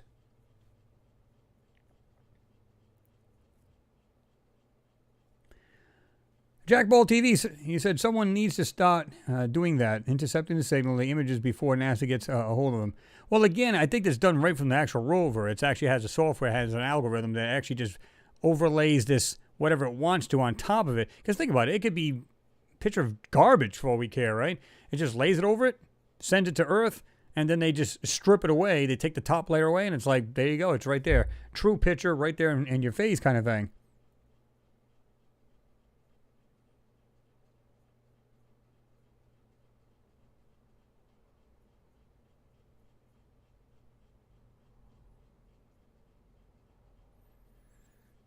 Autographs. She said, I haven't got any tattoos, but I plan to have a few. I'm 22 and a female, and I would love a Mars Anomalies design somewhere, somehow, maybe within a sleeve. There you go.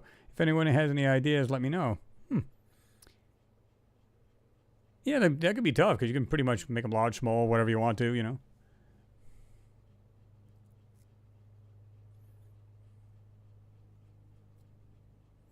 Phil Cox, good to see you there, man. I'm glad you stopped in. You said good night, everyone. Hope you all have a great weekend. Catch you all next week. All right, Phil, have yourself a good one, man. You and the family take care there, right?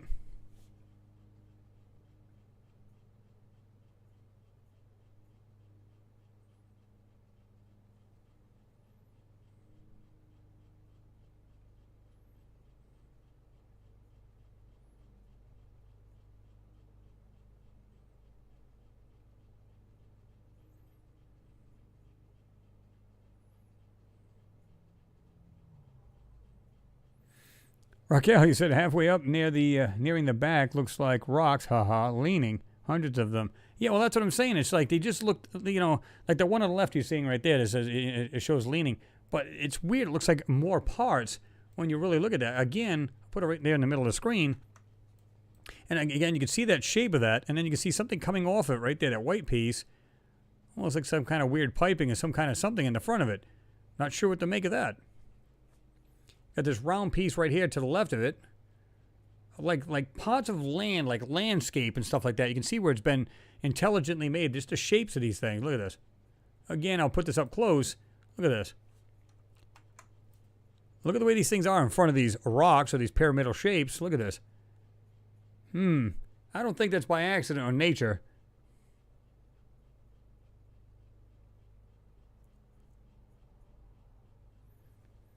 Oh, yeah, James, they definitely need, he said, 2 more cloths for the one-eyed CGI boys. Oh, yeah, most definitely. Most definitely. Appreciate your support, man. Let's see, we got 117 watching, 112 thumbs up. If you guys haven't hit the thumbs up yet, please do so. Bam! So they can get this information out. Gots to do it.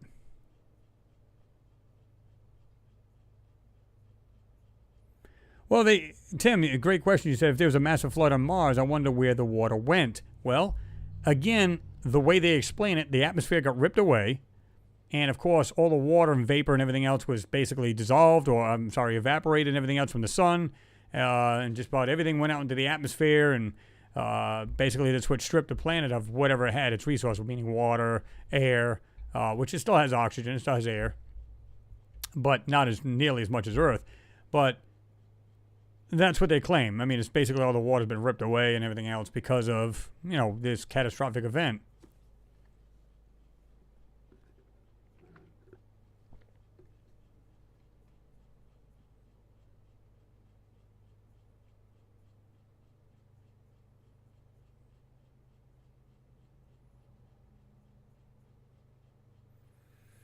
Pete, yep, Mars, the warring planet. Absolutely.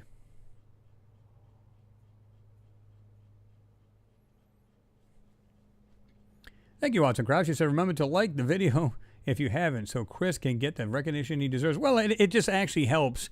You know, YouTube sees this and they just, you know, they okay.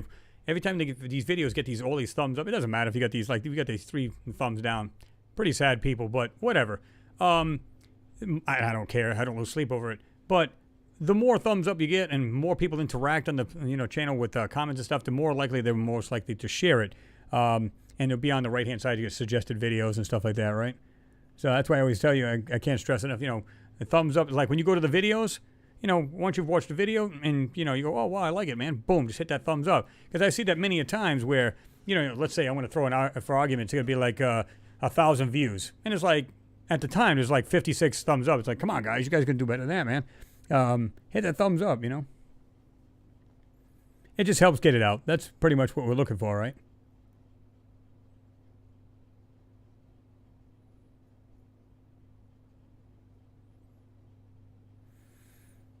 Oh, yeah, Arts and Crafts. You said, thanks for the reply, Chris. I want to also have hieroglyphs on my sleeve, the ones that to do with the sun god, etc. Yeah, like Eye of Ra, stuff like that.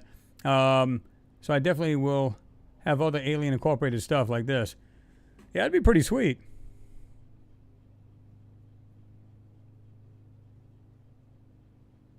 Well, you put like this and then, of course, channel, yeah. Master King K, you said giant humans war with reptilians. Yeah, I mean, I've never been a big fan of the theory of the reptilians, but that doesn't mean it's not true. I just find it a little kind of far-fetched, if you will. But on the other side of the token, I keep my, you got to keep your brain open. Like, we don't know if they're going to be exactly like us. They're going to breathe exactly the same air we breathe. Maybe they're a lot thinner atmosphere breathing, beings, if you will. We just don't know. We just make the assumption, that they're going to be just like us. It doesn't mean they have to be, right? I was just looking at this piece way up here. It's really, really bright. But look at the shape of this thing going like this, going up and over. See that? It's a nice flat at the top, slopes right down, comes down to the left, has this nice 90-degree angle, goes to this square part on the bottom, and then back up on the other side. It's really, really bright, but you can see that stuff. Look at this. Look at these things on the very left-hand side, these little pieces laying on the ground. There's some piece standing right up too, right there. And then just above it, around the 1 o'clock position, there's something right there on the ground too. Now, if you guys watch the video, you know exactly what I'm saying, because I brought this in different stages where this wasn't as bright. But like I explained, the reason why I brightened it way up is so we can pull any more details out of it, right?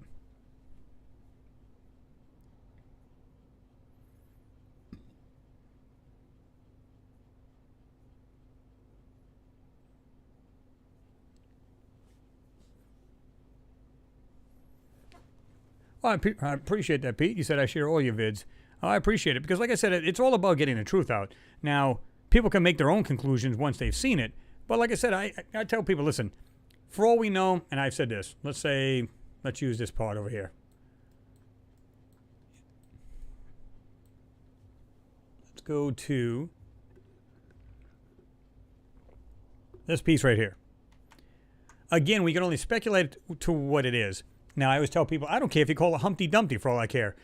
My whole thing is, again, top questions. What is it? Is it natural or intelligently made? To me, that doesn't look natural, that bright piece. So if it's not natural, then it has to be intelligently made. Okay? Why is it on Mars? Those are the main questions you should be asking. So if that's not natural, then what could it possibly be? It can only be intelligently made. And being that bright, that shapes, the little designs that are in it, I don't know what it is. We have no clue what it is. Again, we can only speculate. But yet, that's not natural. Just like all the parts on this hillside right here. Marcus Peters, what's going on? You said, good morning, Chris. Good to see you in there.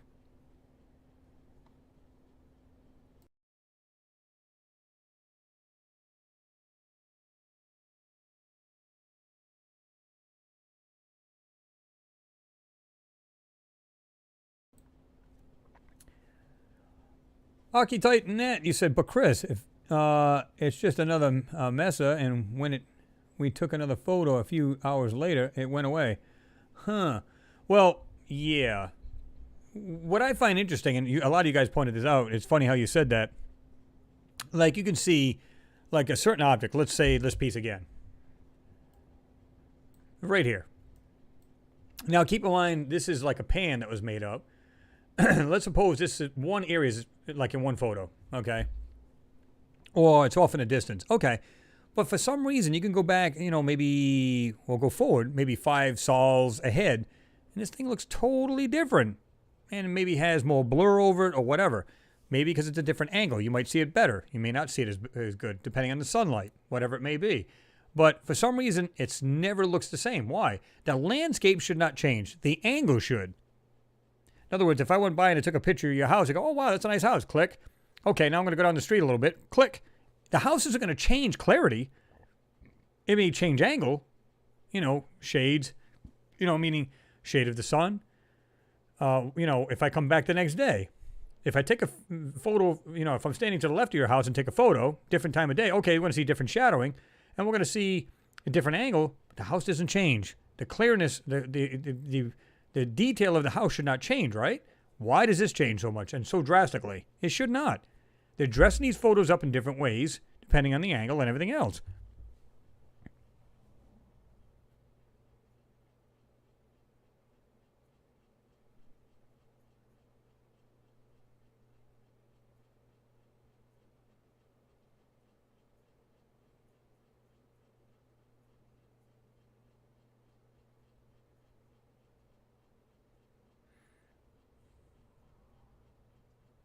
Effort McGee said, you know what I find weird? How a lot of this stuff looks like H.R. Geiger's work. I'm not sure who that is.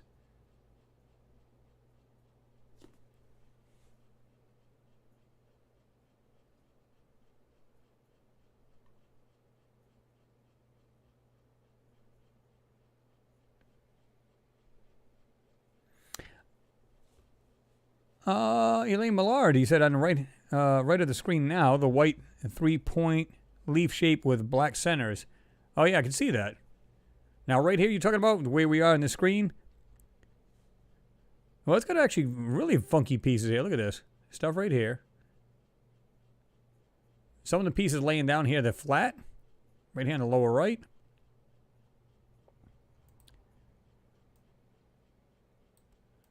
I said, just look at some of the little parts on the ground here. Just stuff laying around.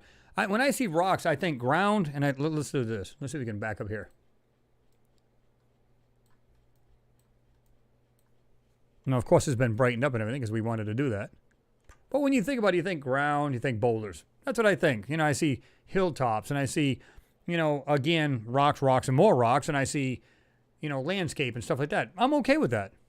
But when I see stuff like this, now in the middle of the screen, I see garbage. I can see something flat right here, nice flat edge, and then I see nothing but blur and blotted out and crap.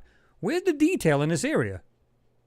It's you know, and a lot of times by making a photo really bright, you can actually bring out what looks like these weird anomalies or where they had doctored up the photo, and that's the whole key, right?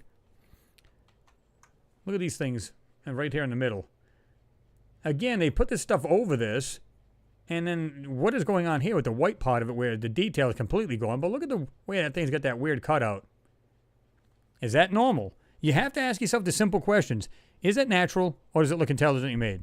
You make your own decision. It doesn't matter what we think it is. It's just 2 simple questions. And if it is, if you believe in your mind that that is intelligently made, that opens up a whole new question. It's like, okay, what is it? How long has it been there? Why is it on Mars? Which is the most important question, right?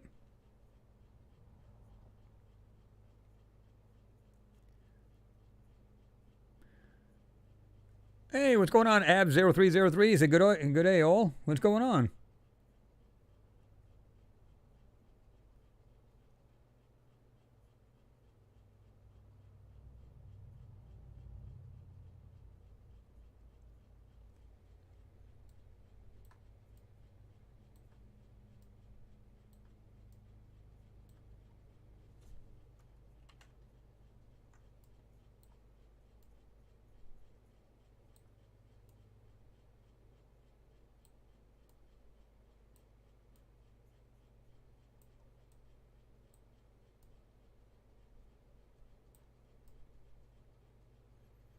This frame right here says it all. Intelligently made.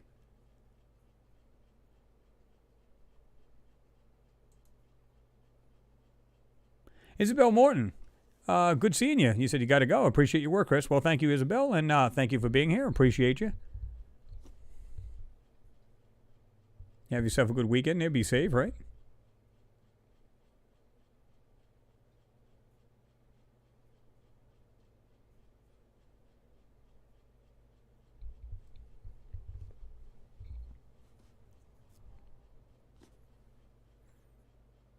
Master K. King, he said they hide the truth about the giants because it unlocks the truth about all of this. Humans, big and small, lived on Mars and the mother planet that's no longer there.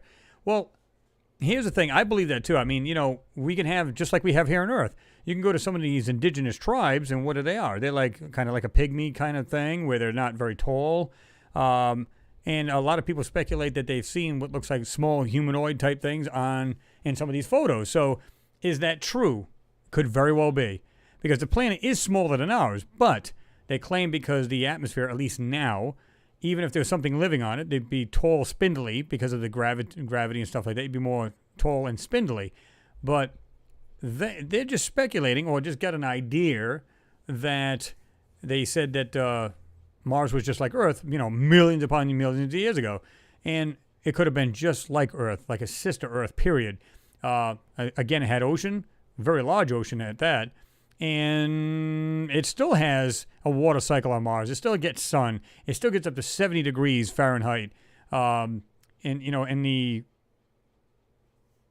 let's see, well, yeah, you can't go by like the North and South Pole because it gets brutally cold, kind of like here on Earth. But anywhere near the equatorial region of Mars, it can get up to 60 to 70 degrees Fahrenheit and then higher.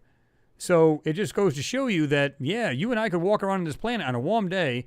You might need a small breathing apparatus, but if you're in these areas where it has the magnetic field where it's strongest, you're actually protected from the radiation from the sun. So you'd be just like being here on Earth, only thin oxygen or atmosphere. But it's no different than people who live on giant mountains here on Earth, where the air is really thin, and yet you see these people doing agriculture, growing their own gardens, walking around, living to like over 100 years old. So, really, come on. You could adapt. I mean, to take you and throw you in a real thin atmosphere right off the bat, you'd have a hard time breathing. But you would get acclimated to it, right?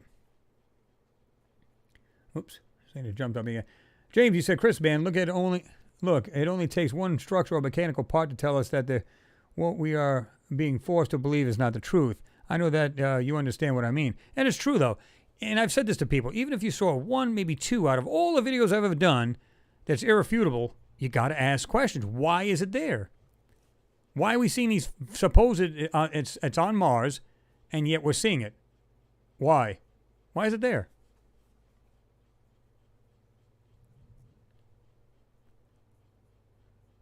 Oh, absolutely, Divine Catalan. You said there's absolutely nothing wrong with us having inquisitive minds about Mars and any other planet. Absolutely. I totally agree with you. And I think people should go into it with an open mind. I'm not saying be gullible and believe everything you see, but if there's things you just go, okay, these kind of 50-50 on that, I'm not really seeing that part, but one thing stands out. It's got to be just one thing. You go, wow, that truly does look intelligently made. Well, then the heck with everything else in the photo. Who cares? It's what you're seeing, and you just go, man, that's hard to believe that that's natural. You should question it. Marcus Peters, you said nothing on Mars are normal. The truth is very obvious. Yes. Artagraphs, you said 1336 BCE, Egypt to worship the one God, the dish-shaped Aten, who came down as bright as the sun. Yeah, I mean, and if you think about it, if you think about Artagraphs, you think, they actually speak of the overseers helped them build the pyramids. And they're much older than we know. And, of course, the Sphinx is actually older than the pyramids. At least that's what they believe.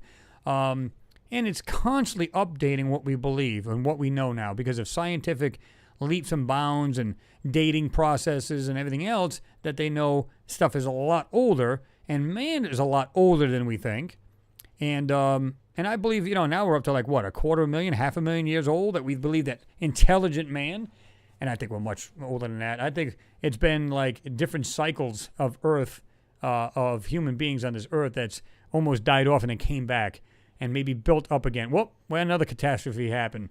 and then, humankind was almost killed off, and then we started over again. And every time we start over, we get a little bit more, maybe intelligent or more technologically advanced. Or were we much more technologically advanced way back in the day? We don't know. That's the whole key. So, yeah, totally agree. Mark, you said, hey, Chris, that looks like a front of a plane, and the other part looked like the inside of the wing where they connect to the body. Well, yeah, that's why everybody, sometimes I have different ideas, and you'll see, like, in the comment section, this is what I'll do. You'll see me check it, and then I'll put a heart next to it. Why? Some people, even if they say something out of the ordinary, like something I wouldn't agree with, it doesn't matter, because I can't tell you exactly what these things are either. Like I said, your guess is as good as mine or anybody else's what these things could be. I don't know. When I see this, though, I don't see natural stuff. I see intelligently made. Now, you guys may see something and go, oh, Chris, I disagree. I don't think that looks like that at all. I think it looks like this instead of that. Like you just said about that weird plane shape and where the wing might go. And I might come up with something totally different. But we can all agree on one thing, that these look intelligently made.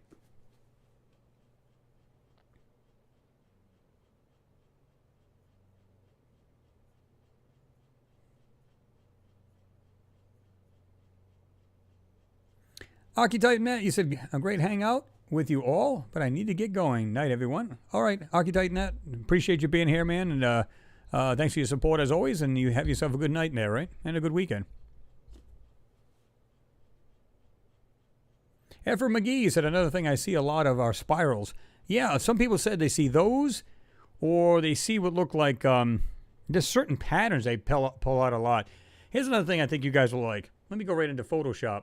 Now, this was seen by, and you guys will love this. This is simple, but it's pretty interesting.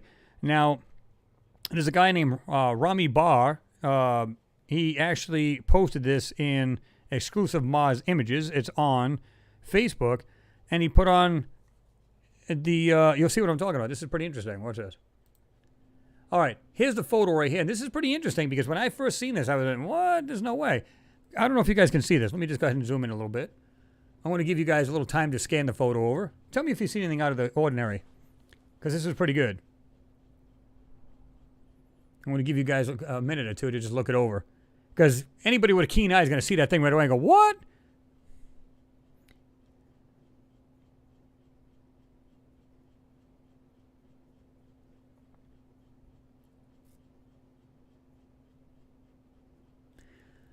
Mr. CBX, oh, hey, Chris, great hangout. Have you heard about Captain Randy Kramer speaking about his time on Mars? What do you think? I'm not sure I believe it all. I'm not saying I don't believe it at all. I find it interesting. In fact, he was part of the show that I was on. If you go back and you just go into my main channel, I think I put on there, the name was Mars Anomalies Goes to Russia. And I was actually on a Russian TV show. And they had, I think it was Kramer was on there as well. And it's very interesting, the story itself, and I want to believe it. There's some things, not so much, but it almost sounds like the guy's telling the absolute truth. Now, there's no way for us to know that. How do we know? I mean, I could come up with a story myself and say, oh, I used to be on Mars, and this is the way I used to do it, and, I can come up with all kinds of things, because there's no way you and I, or you could actually check this out and confirm it yourself. Because unless you've been on Mars with me, if I said that, then you would not know this. So you got to take my word for, oh, okay, well, maybe that's what maybe he's telling the truth. Now, it is an interesting story, and I really do probably 70% believe him, 30% kind of on the fence about.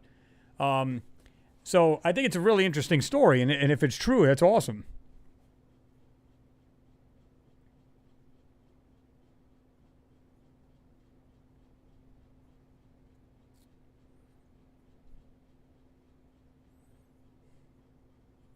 Yes, Elaine Millard gets it first. Bam! I see a 26 upside down. Yes, you do. Let's have a look at that. Let's go ahead and do this. Let's flip her around. Yes, you do. You guys see it now? Right there in the middle of the screen. What do you guys think of that? Now, let's improve that a little bit more. There you go. What are the chances of a 26 being on a rock? And I think he put on there, I think the caption was 26 Martian Avenue or something like that, or Boulevard. Everybody got a big kick out of it. But what are the chances? This is a NASA photo. How does that make sense to anybody? Was this part of some kind of structure and it just happens to be like it was a number on something? And by the way, this isn't just rocks, by the way. There's much more to this photo.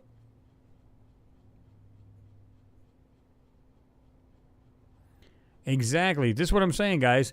You're saying the same thing I said. What is going on here? Now, let's take a look at this rock. When we bring up the shadowing and all the lines that are done with it. Now, I don't know if you guys can see this. Let me see if I can just zoom in.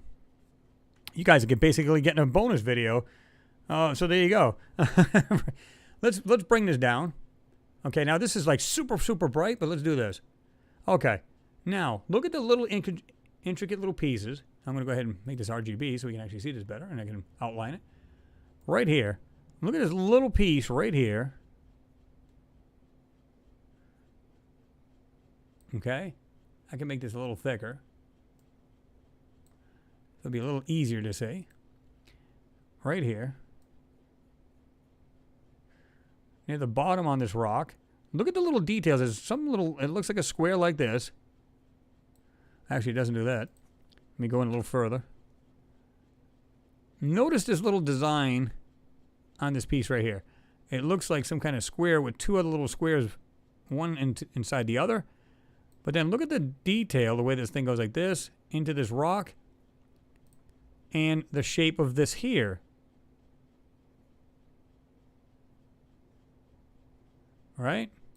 Of course, I didn't go into the edge of that like I should have, but it has this little arch piece like this. Has a little dot right here. Comes down. I'm not going to make that completely straight, but look at the actual piece right in here. That doesn't look natural to me, guys. See that?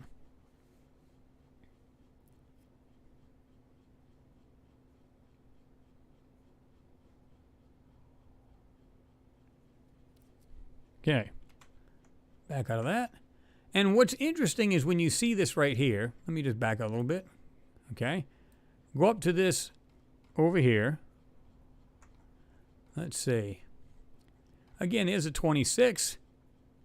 Now, you'll see much more in here as we go ahead with this. And the reason what I do is I try to get rid of this grid pattern over here. This is the reason why it goes from, look at the 26 itself, look at the darkness of it, all right? Clean it up and make it a little darker. But you'll see things like this area here has been completely faded out. And we can go ahead and do this. Right here, I'm going to show it to you. I'm going to show you the other photo, but take a look at this. This is cool. Hidden in this rock, or this soil, look at this piece right here. What do you guys think that is right there? What are you guys seeing right there?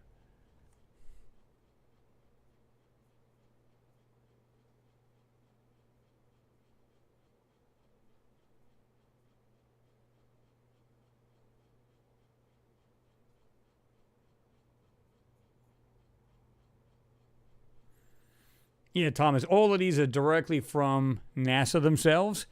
You can get these yourself. And this was from, I believe it's 2018 MRO photo.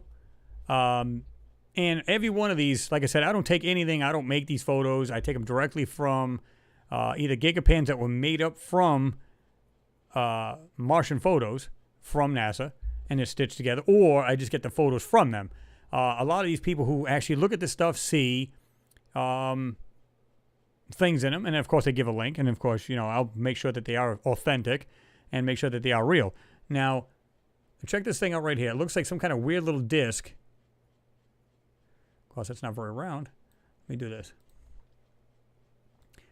Going like this here, and it has what looks like these little pieces in here. I can just see it looks a little part of that right there. Don't know what to make of that. But this thing still continue on like this, and then of course it gets inside this other crap. You guys see that? It looks like a little disc type thing sitting right there. Like some kind of design of something in the ground.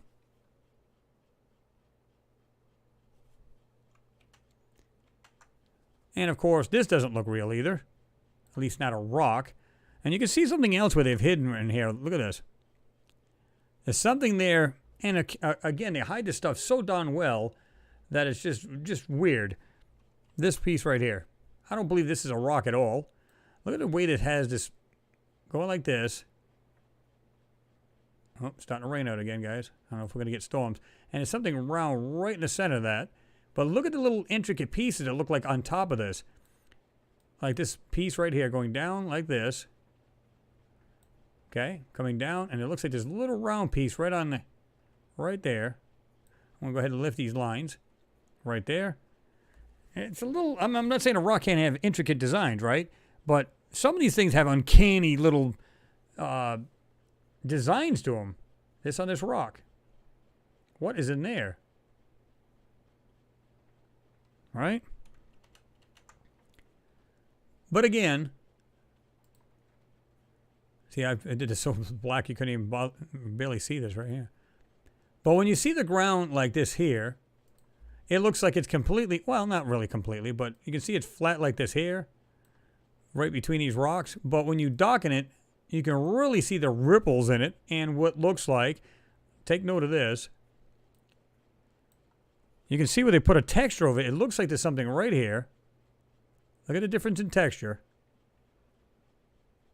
Going like this. I believe this thing's much more than just a simple rock. But you have to darken these things or use a burn tool to find the lines in these to find out if they're actually really rocks or there's something else. Or is it something encrusted that now looks like a rock? Right? Look at this right here. What is that? Now, let's brighten it up. Oh, imagine that. Look at the way this thing in a rock.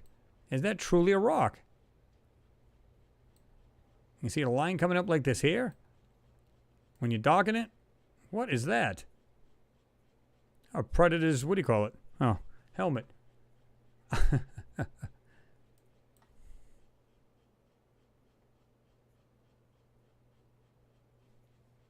Which part did you want to see, Steve?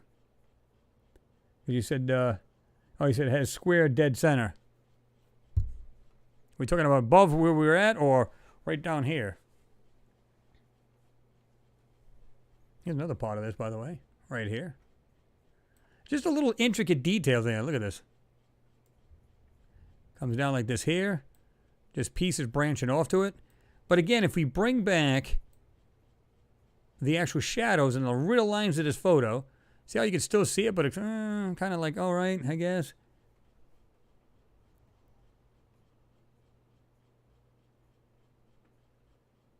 Yeah, I saw that too, Ford Girl. Good eye on that. It looks like a little miniature 4 on the right-hand side of that. I noticed that myself. You'll see this. If we rotate this again, I'll go ahead and back out just a little bit. Rotate it. Bring it in. Look real carefully. Of course, it is hard to see it, because if you go like this, it kind of looks more grainy. But take some of the noise out of the photo. It almost looks like, if you just back it just a hair bit, it almost looks like a little 4 right here. Or some other little design, whatever that may be. But whatever that is, guys, come on. It's right there. When I saw this, I was like, what? And like I said, this is not my find. This is Rami Bar, his name. And he's in his own right, he's a really good anomaly hunter and he sees this stuff. So again, this is not my find. But I figured I'd share this with you because this is really cool. Let me see here. Again, see how it's so much noise and it has this weird grid pattern, which NASA's used to doing. If they want to get rid of details, what's the best way to do it? Add like a screen kind of like grid pattern to it so it kind of messes up the details. But if you get rid of some of the noise in it, you can actually bring it out just a hair bit better. All right?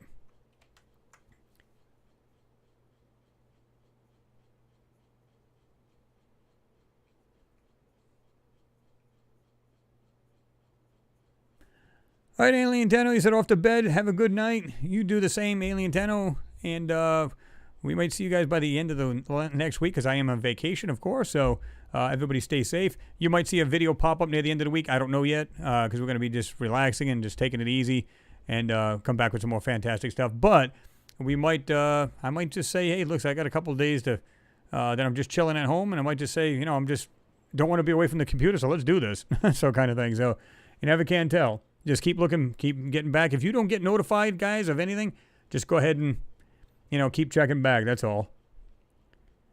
Let's see.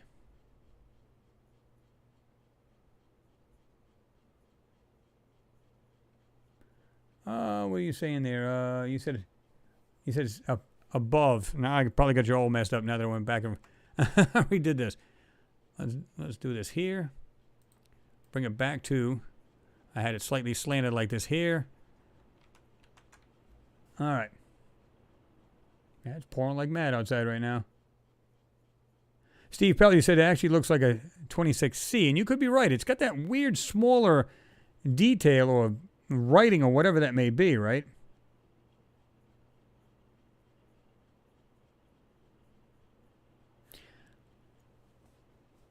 Leonardo's notebook, you said some of these stones have this same enigmatic, impossible saw cuts that we saw here on ancient Earth relics. Exactly. If this was on Earth, geologists and everybody would be all over this. Like, wow, that's interesting. But it's just your pareidolia. When it comes to this, all of a sudden, it's like, oh, that's just nothing. You guys are just seeing things. Oh, wait a minute. Imagine that.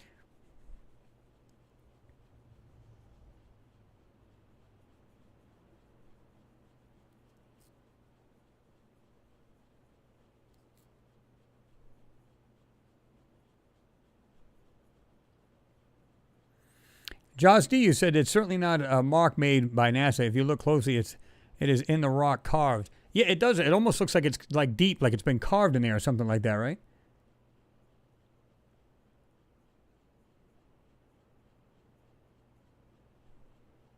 Rick C said, what about the other porous rock to the right? See, I'm not sure because I flipped this and now you guys are actually seeing this a little behind, so I'm not sure.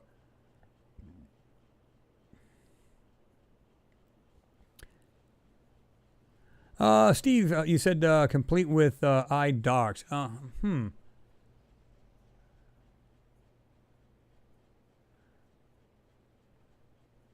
me see something here. I'm just looking at this too. Well, that's too dark. I was going to say, I was just noticing this right here. Not sure what to make of that. Right here. Put that like that. Right over here. Kind of just a striation to the weird lines in this thing, right? Like I said, I think a lot of this is nowhere near natural. I think it's parts that they're really looking at really closely for a reason, right?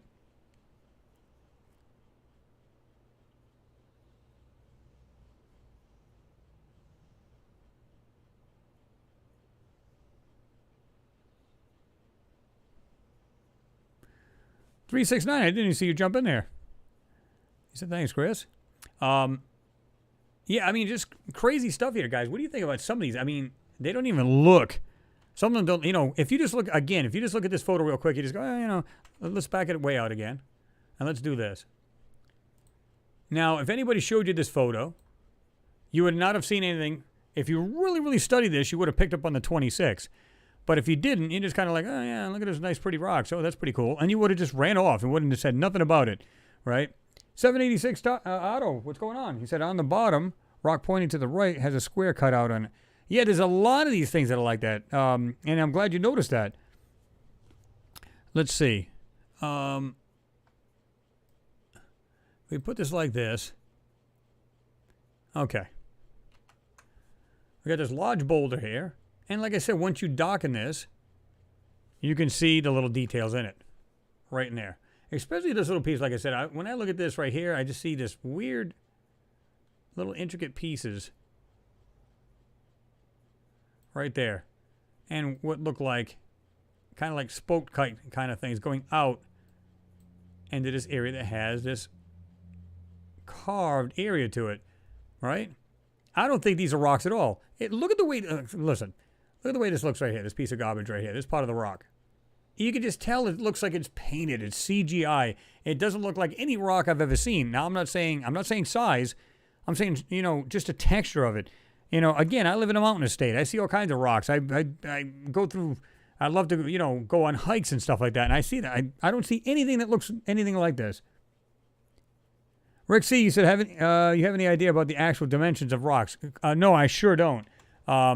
These things could be very small. Let me see something here. It's not saying it. usually in the description of this, the title of the actual photo, you'll see like, it'll say mass cam, or it'll say mass, nav cam, things like that, but it doesn't say anything in that. So there's no way of knowing. My guess is these things are not very big at all. They're not gigantic like some people would think. They're not very big at all. But honestly, I don't know the actual size of these things.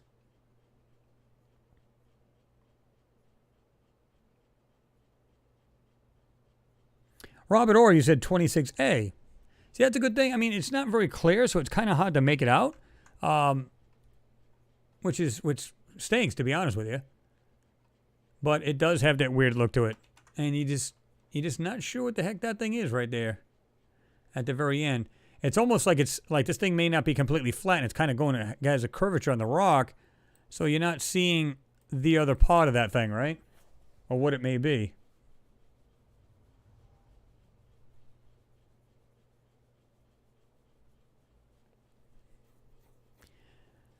Ephraim McGee, he said lots of stuff that looks like fossils also. Oh, power just surged in here, guys. I have a bunch of storms going on. Yep. What is that thing showing? Yep. Just switched over to battery here for a little bit. And, yeah, I'm getting some lightning storms off in the distance here. It's messing with the electricity, but as you can see, we're still on, still rocking and rolling. Michael Starr, good to see you in there, man. You said love the CGI sand covering the strategically placed rock overlays, covering the actual mechanical debris laying around. And that's what I believe a lot of this stuff is. When you look at some of these rocks, you just go, again, you would expect rocks, let's say in a riverbed, okay? They'll be all smooth if they've been there for years. And almost all look the same. Now, of course, they'll have different shapes. They'll be oval and whatever other shape. But they're usually smooth because of the wear of the water over a course of years, right? But you look at a lot of these photos in these gigapans, right? You got a nice big jagged rock. Then one super smooth. And then it's like, where did all these different kind of rocks come from? Because usually in a riverbed, you're going to see rocks that are pretty consistent with water wear. And if it's on, like in a desert, they'll have a certain way. You know what I mean? But these are like all clustered. You always see these different kinds of rocks. Now, is it because of these catastrophic event? That's a good possibility. Colleen Bonds, I didn't even see you in there. Appreciate your support. Thank you very much. You said have a great vacation. Enjoy the time off. Well, I appreciate that. If anybody else has got vacations coming up, I hope you guys enjoy yours too.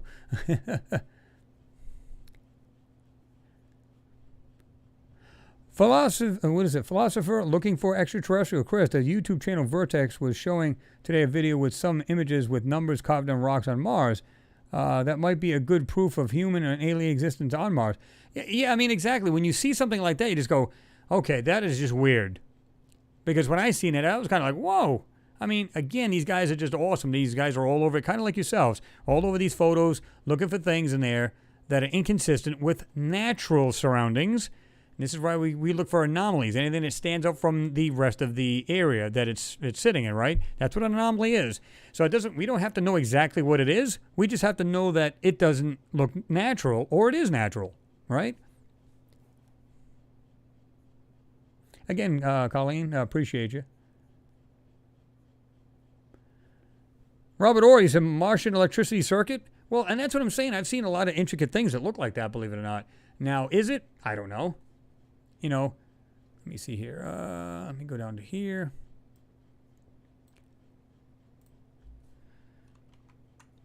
Just weird looking pieces. And a lot of this stuff could be actually encrusted, right? We don't know. But I believe it's maybe a combination of two, meaning we have stuff that's encrusted over the years and stuff that is, stuff that's CGI'd and put over it. Like you can see, like right between these rocks, look at this crap. Like they're literally trying to block out things in the middle of it, right? This piece right here on this so-called rock right there. Look at this weird piece right in here. Look at the shape of that.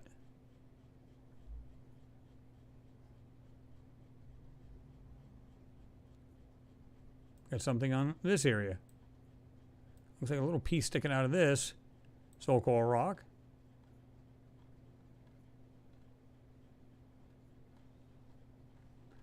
Again, it's anybody's guess what this stuff could be. I don't know. I wish I did.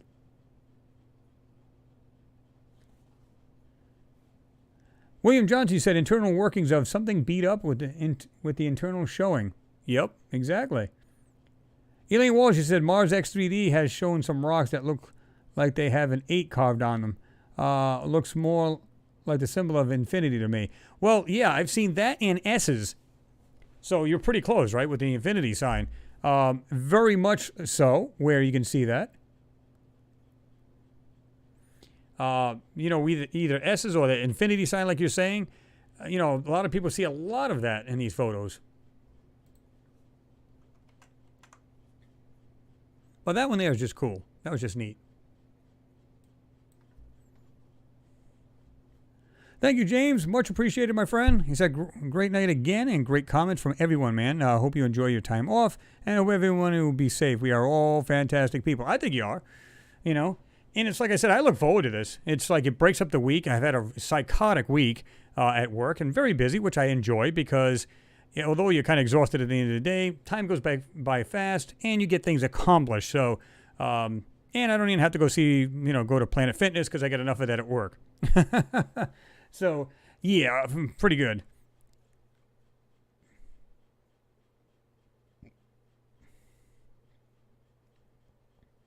Michael Stockey said, what is that triangle rock sitting on the larger flat rock? Super weird.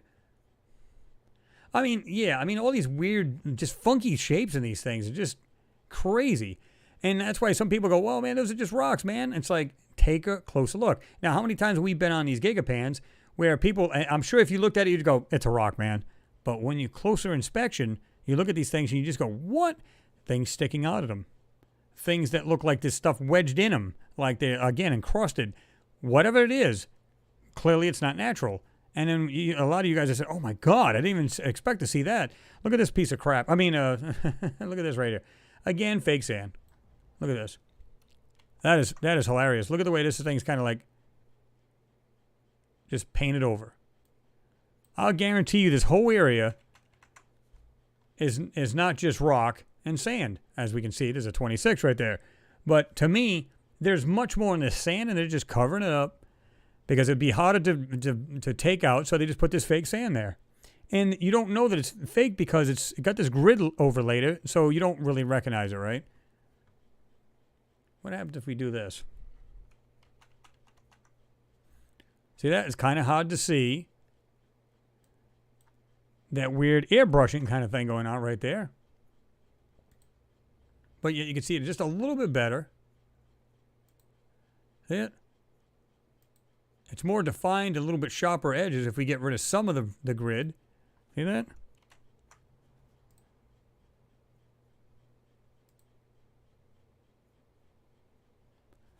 Try to get rid of some of the noise in the photo. There you go.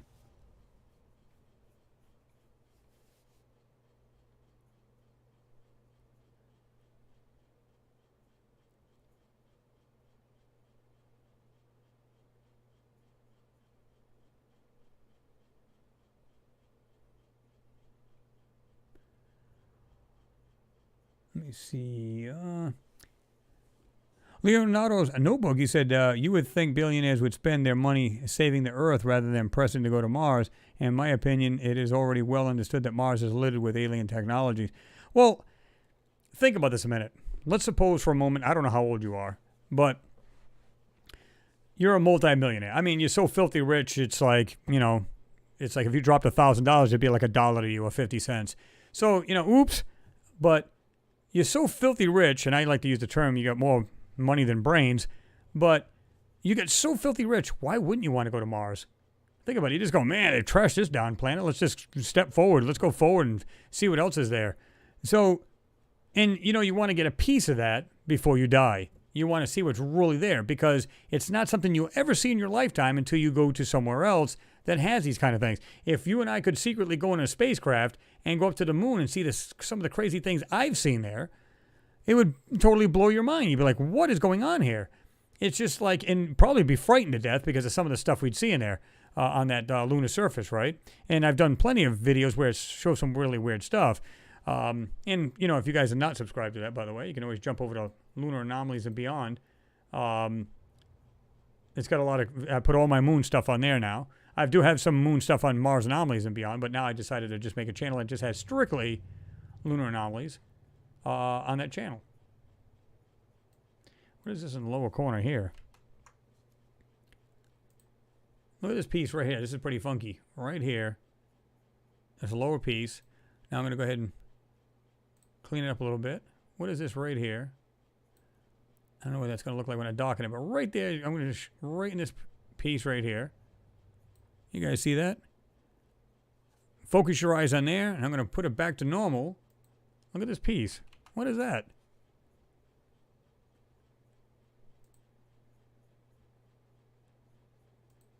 See that? With the grid pattern of it, that makes it harder to see it. See it?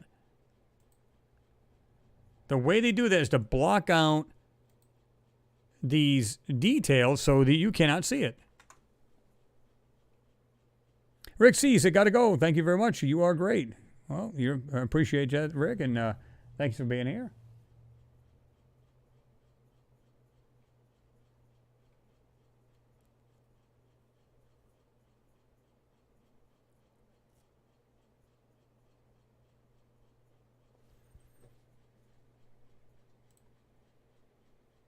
Yeah, we can do that. I can invert this. Let's do this. Now everything else will become... Look at the way this thing's made now. Right here in the middle. See that? Yep. I mean, some of these things, you can't go by really inverted pieces unless... Because you don't want it to change so drastically it becomes something it's not.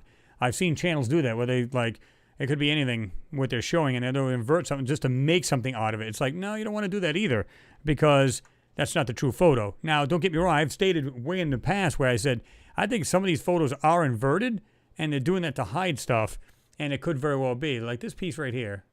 Of course, this isn't white. There's arrows in white, so it's hard to see that. But what is that right there? Let's see. Let's go back to this. See that right there?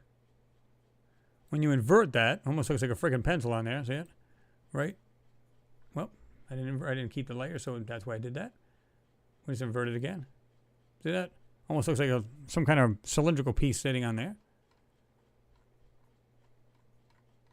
Like I said, I'm not a big fan about doing that. I'm not saying they haven't tried that as a way to try to hide things. Like, in other words, they took a regular normal photo, inverted and then overlaid it with their own junk they want to put on it, so it's even more hidden. So it wouldn't surprise me, right?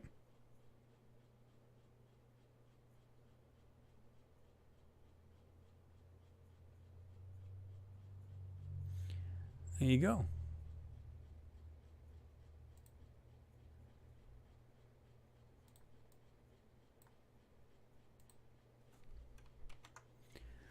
Well, guys, it's time to call it a night. Another great hangout, as always. 8:35 p.m., at least Eastern time, on my time. I want to thank you all for being here, man, from the bottom of my heart. You guys are awesome. Couldn't ask for better people. And I've said this a million times. I can't, it's just the way it is. It's the only way you can say it. Let me just move this here. We'll put it right in smack dab in there. I like that. Nice little 26 right there. And like I said, all the support, you guys are just awesome. And, and I think that's what draws me to this. It keeps doing this every Friday because, I mean, think about it. You guys can say, well, I could do something better with my time for 3.5 hours. I don't know about that, because when I get on here, I know I'm going to be talking to like-minded people. We're going to share all kinds of information. You guys will tell me things I don't know about and vice versa. We all learn something. It's a learning curve.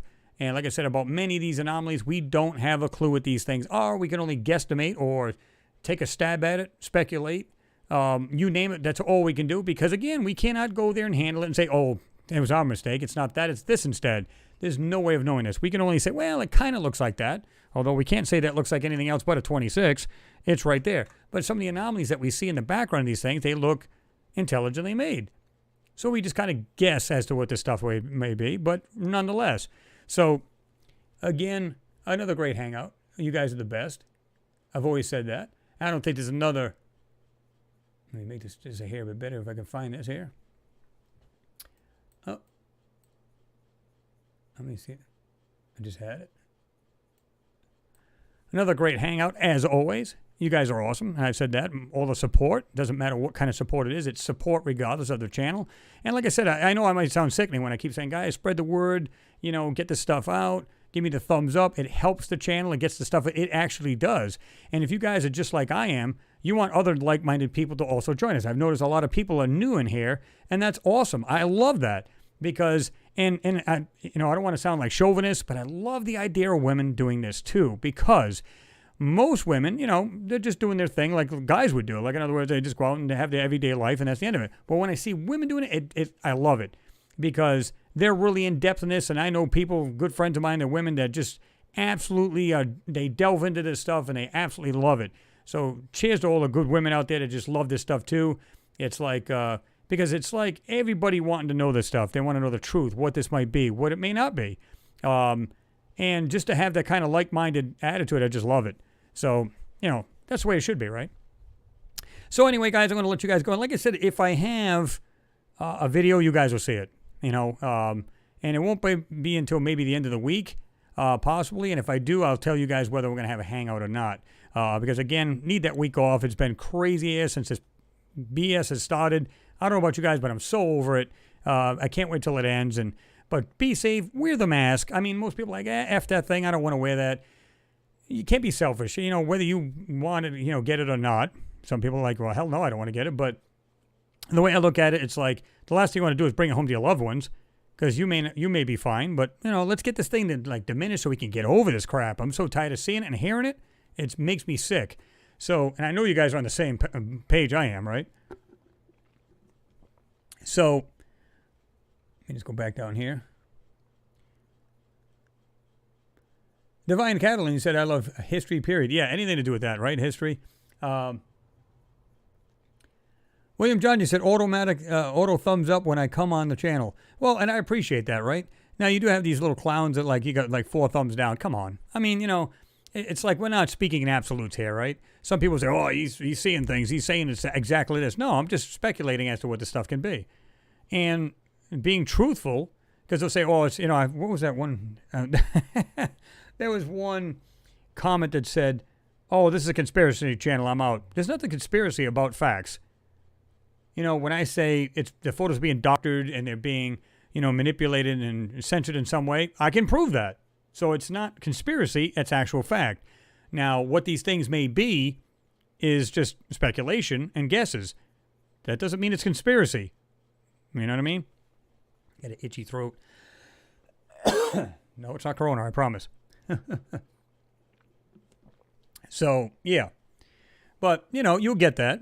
And I don't care. Like I said, I love all the thumbs up because everybody's on the same page, and it just shows me that everybody's on the same page with everybody else here. So that's what I love about the thumbs up. I could care less about the thumbs down. It doesn't mean anything to me. Like I said, I don't lose sleep. But anyway, guys, everybody just be safe. Stay away from groups of people. Let's get this thing to just diminish and go down so we can get back to a normal life, man. But everybody enjoy your weekend. Be safe.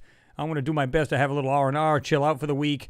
And like I said, just check back with the channel because you never know. I might, like I said, I might get bored near the end of the week and want to do some stuff. And maybe I'll be itching to do another Friday night like we always do because I enjoy it.